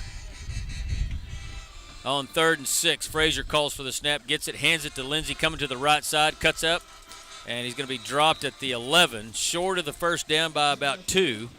I would expect Brock to just go for it. Under 4 minutes to go in the game. I think there's your answer is 8 trots back on the field. Yeah. Abilene Wiley defeating Brownwood 25-0. Alvarado it's still hammering Godley going into the 4th quarter, 65-7. Stephenville over Midlothian Heritage, that's a final 28-7. 4th down and 3. McDonald in a pistol formation behind Frazier. And we got whistles.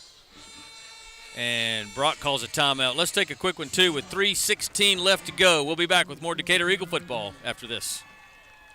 S&J Pharmacy at 1101 West Eagle Drive can fill prescriptions in 15 minutes or less with fast and friendly service. They also offer same-day compounding, private consultations, medication therapy management, immunizations, B12 shots, a convenient drive-through window, and free home delivery. S&J Pharmacy accepts all major insurance plans, including Blue Cross and TRICARE. Open Monday through Friday 9 to 6 and 9 to 1 on Saturdays. Call 940-627-5400. That's 627-5400 for S&J Pharmacy in Decatur. Bison Creek Homes is an established home builder in Decatur, proudly serving Wise County and surrounding areas. With an in-house licensed architect and interior designer, Bison Creek Homes has been leading the way in innovative home designs such as modern, contemporary, farmhouse, Texas Hill Country designs, and more. Come put our many years of construction experience to work for you. Visit bisoncreekhomes.com and check out the many beautiful homes we have built. And go Eagles! 4th down and 3 for Brock from the Decatur 11. We've got motion at the line of scrimmage and flags everywhere, and they were actually going to throw the football. Brock is clapping like Decatur jumped off sides. We'll see. The only reason they were going to throw that's called freeze. It's a freeze play. They're trying to draw you off sides, and then once they have a free play, they go for the end zone because there's no risk for it. Gotcha. And it worked.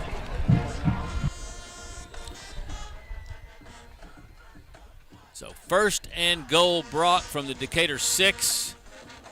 Still 3:15 left to go, but Decatur trailing by 21, 45-24. Another handoff to McDonald inside the 5, inside the 1. He's in for the touchdown.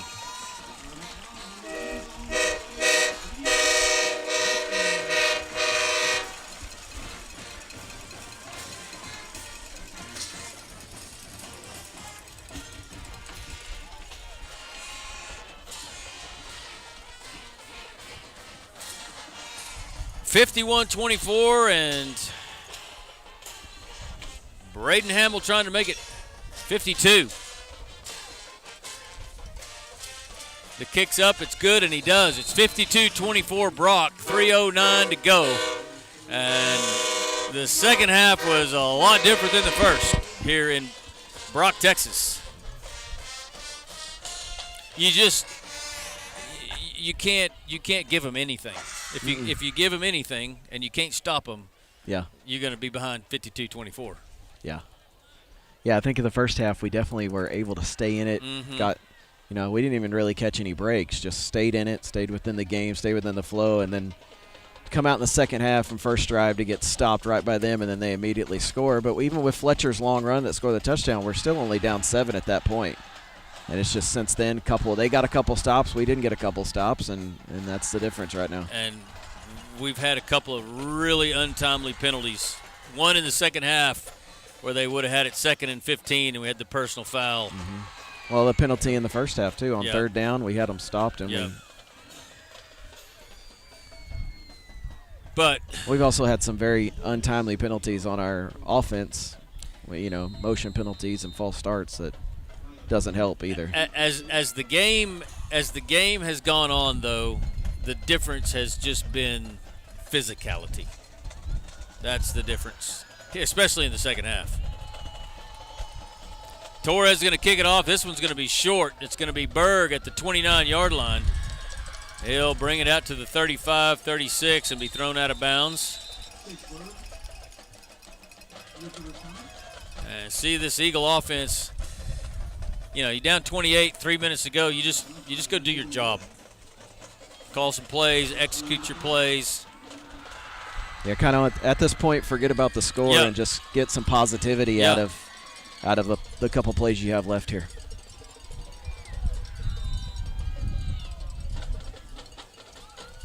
Two receivers wide to each side. Milligan in the backfield in a pistol formation. Play fake. Reagan rolls to his left under pressure, throws across the middle, complete to Dunn. Nice pass. That was a great pass, rolling to his left. Kind of had to throw it across his body, but it was right on the money. And it's a Krisha Heston Post Oak Realty first down. Under 3 minutes to go. Always amazed. That's such a hard ball for a quarterback to throw hard. I call it hard way. And he was under pressure, too. Play fake. Reagan flush out of the pocket to his left. Throws it incomplete. He had so that's 2 times in a row now that they've hit him at way after the play. And this one draws a flag. He was looking for Fletcher, but he was having to throw that one backpedaling like a cornerback. Yeah. Well, it's almost like the Brock's defensive ends that have been trying to catch him all night are getting kind of frustrated. Yeah. Come on, man. It's 28-point lead. Yeah, but I think you got to be smart here as Decatur. You have a sophomore quarterback that you don't want to risk an injury with 2.5 minutes left in a game that's not totally close. Agree. Play fake again. Reagan steps up in the pocket, flush to the right side. Nice block there. Still under pressure. Going to have to throw it away. think your boy's going to be sore tomorrow. But I will say, for his first varsity start as a sophomore, he has played a heck of a game. That's for sure. Good things ahead. On both sides of the ball. The defensive coaches will figure this out. Yeah. Hand off to Milligan. Up the middle on the right side. He's inside the 25. Short of the line to gain by about a yard as the clock winds down to 2 minutes. You know, I think one of these times we're going to get that extra half yard. Maybe. 3rd and 1. Handoff Milligan. He's got the Krisha Heston Post Oak Realty first down inside right at the 20. They'll spot him. I'll tell you this, a lot of teams, I'm not sure. Official timeout? Official timeout. They said this is the 2-minute timeout. We have a 2-minute timeout now? Do we? You got me. They announced it in the first half. They announced it in the first half, but I wasn't. I review tennis rules now at this point in my life. Maybe we do. Yes, I need to check in, but they did call it. They said this is the 2-minute warning earlier in the first half. I remember them saying that over the PA system. I thought he was just joking around. I did too. Because, but this one they called it the 2-minute timeout. This do. is their 2-minute timeout. Maybe while we get this break, one thing you can see on this Brock team is the score's a little out of hand, 100%, and they don't let up. No, they don't let up at all. Sometimes you see teams the score gets out of hand, and your defense kind of goes through the motions, just trying to get out of here. They don't, man. They are hitting on every single play. Mm-hmm. Absolutely. It's a very, very well coached program. Well, the 2-minute timeout is not very long. It is not. It's 30 seconds maybe. 1st and 10 Decatur from the Brock 20, trying to make this one a little bit more respectable on the scoreboard. Rivera motions out of the backfield. Screen pass to Berg is complete. He's inside the 10, inside the 5, pushes his way toward the end zone, and he is in. TBTD, baby. A Texas Bank touchdown. And with that, that's another $25 for the Decatur High School CTE program, thanks to Texas Bank. Come on. That is a TBTD. That's a tongue twister. TBTD. Hashtag. That's a great effort by Berg on a screen pass. Good play call. It was a great pass, too, because, he had people bearing down on him that time, too.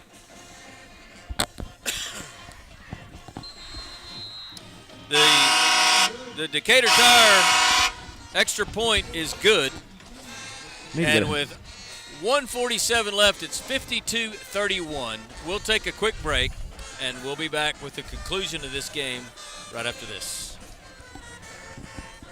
Injuries happen, and you want your athlete better fast. Experience matters, and SRPT and Top Tier Performance are the go-to experts in sports medicine and rehab with 40-plus years caring for athletes. They offer same-day injury assessments Monday through Saturday with fast-track to X-rays, MRI, orthopedic surgeons, and physicians available. They have an arsenal of treatment options to get your athlete back in the game, including cupping, dry needling, laser therapy, massage, adjustments, dry sauna, and cold immersion. Call 940-627-6290 to get started and go where the experience is. Top Tier Performance and SRPT in Decatur. Wise Family Practice and Urgent Care at 800 Medical Center Drive is open 8 a.m. to 8 p.m., 7 days a week to serve you. Wise Family Practice Urgent Care offers sports physicals, DOT physicals, workers' comp injuries, flu shots, preventative health care, weight management, depression and anxiety treatment, and much more. Call Wise Family Practice Urgent Care at 940-626-2110 or visit them at 800 Medical Center Drive in Decatur. Hey everybody, it's Casey. Welcome back to Decatur football, presented by Chapman Landscape and Irrigation, as the Eagles onside the kickoff, and it's recovered by Brock at the 39. Minute 43 to go in the ball game, and Decatur trails by 21, 52-31. Let's go ahead and get a Teresa Mater scoring summary. That last drive started on Decatur's 38. It was 5 plays for 62 yards, took a minute 22, and it was Reagan to Chase Berg on a 20-yard touchdown on a screen pass there. And that makes the score here 52-31 Brock, and we are about a minute 43 left here in the fourth quarter. At this point, let's just try to get out of here without an injury. I'm thinking we have handoffs straight ahead here. We give it to Lindsay, brought down at the 44. Minute 35 left and 39 seconds on the play clock. We got maybe another snap after this play.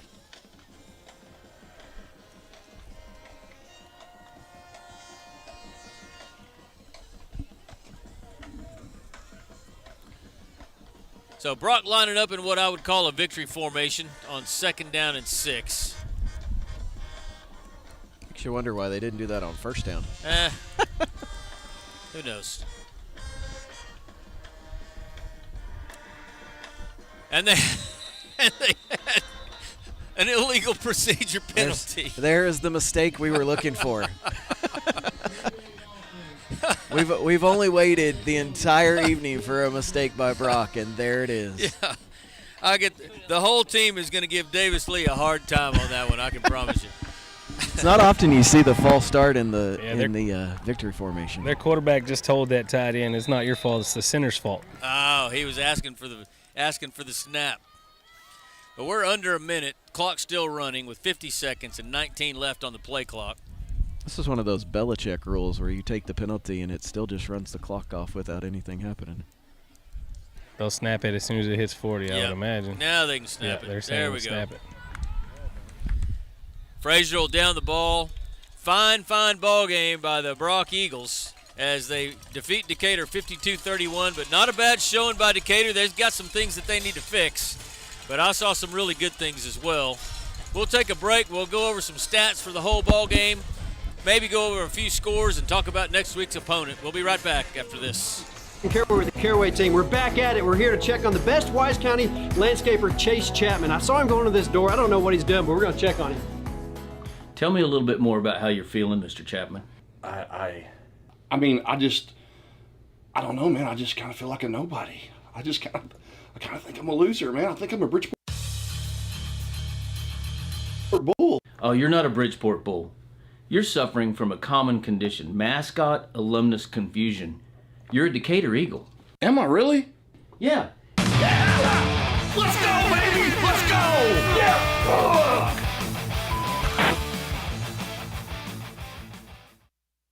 My name is Chris Hurst, and I'm the lead pastor at Grace Fellowship, and I would love for you to join us this Sunday. We have services at 8, 9:30, 11, and 12:30 each week, and our services are compelling, casual, and relaxed. So come as you are and expect to feel welcome. For children and students, we have engaging services that are designed to help them know God in a personal way. We want to help people experience God in the same way that we have. For more information, find us online at gf.church. Hope to see you this Sunday. Go Eagles! Build or buy your dream home with help from the mortgage experts at First National Bank Mortgage. Mortgage money man Mark Goodwin will help you build or buy the home of your dreams in Wise County. Our office is now open in Bridgeport, and we're ready to get to work on your new home loan. Why trust your mortgage to anyone else? First National Bank Mortgage, now open in Bridgeport. Apply online at mortgagemoneyman.com. NMLS 543312, Equal Housing Lender, member FDIC. Cobb Rental, located in Decatur, has the best selection of prices in the Wise County area on equipment rentals and sales. They have skid steers, lifts, trenchers, welders, forklifts, excavators, backhoes, and much more on hand and ready to go to work for you. Whether you need heavy-duty backhoes or trailers for transport, chances are Cobb Rental will have what you're looking for. Come see us at FM 51 in Decatur or online at CobbRentalAndEquipment.com. Good luck, Eagles, from Cobb Rental in Decatur. Texas Farm Bureau Insurance has locations in Decatur and Bridgeport that serve over 4,500 members in Wise County and the surrounding area. Whether you're wranglering cattle or kiddos, Texas Farm Bureau Insurance is proud to protect all fellow Texans and all Texan ways of life. Stop by and visit with Kelly Lynch, Doyle Lowe, Lisa Bradshaw, Chris Handlin, or Monty Houston in our Decatur office located across the street from James Wood Motors, or visit with Lisa Bryant in our office in the heart of Bridgeport on Wholesale Street. Coverage and discounts are subject to qualifications and policy terms may vary by situation. The law firm of Kernot and Hafer is once again a proud sponsor of Welcome back to Brock High School, where the Eagles fall 52-31 to open the 2025 season. As I don't even know really where to start, to be honest with you. Do you have any stats that we can talk about? I do. I can run through some of Decatur's stats. So, Jamari Fletcher led us in rushing. He had 8 carries for 93 yards and a touchdown.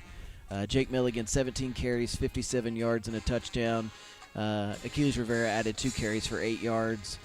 On our receiving stats, we had Chase Burke, 7 catches, 130 and a touchdown. Jet Jenkins, 2 for 13 and a touchdown. Wyatt Dunn had 4 catches for 48 yards. And Jamari Fletcher had 1 catch for 14 yards.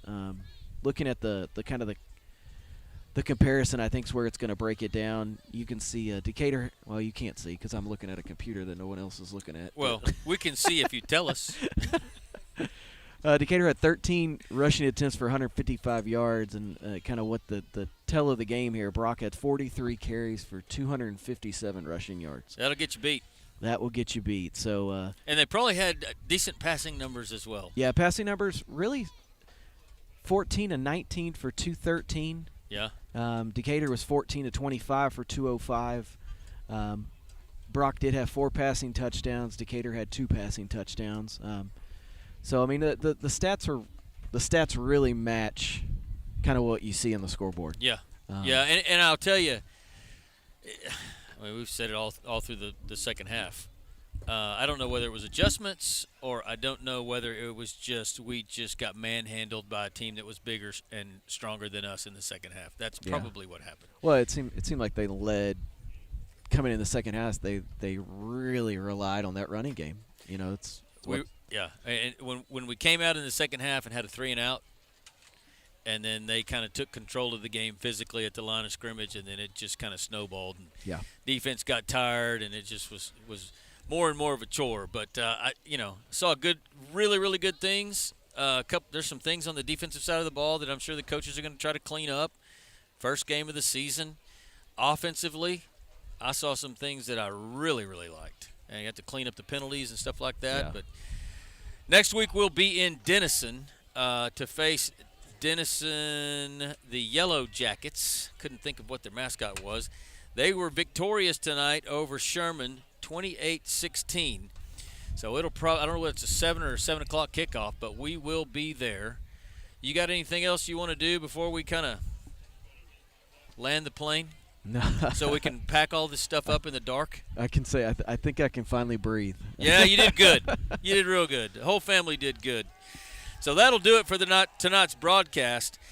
On behalf of everybody at the Decatur Sports Network, I'm Pat Wadlington along with Justin Reagan, Sam Alanis, Anthony Payton on camera, and a special thanks to Will Mayer, who had the unenjoyable job of trying to keep stats during the game up here in the dark. But we appreciate it, Will. We will be there next time. And remember, Eagle Fight never dies. Good night, everybody.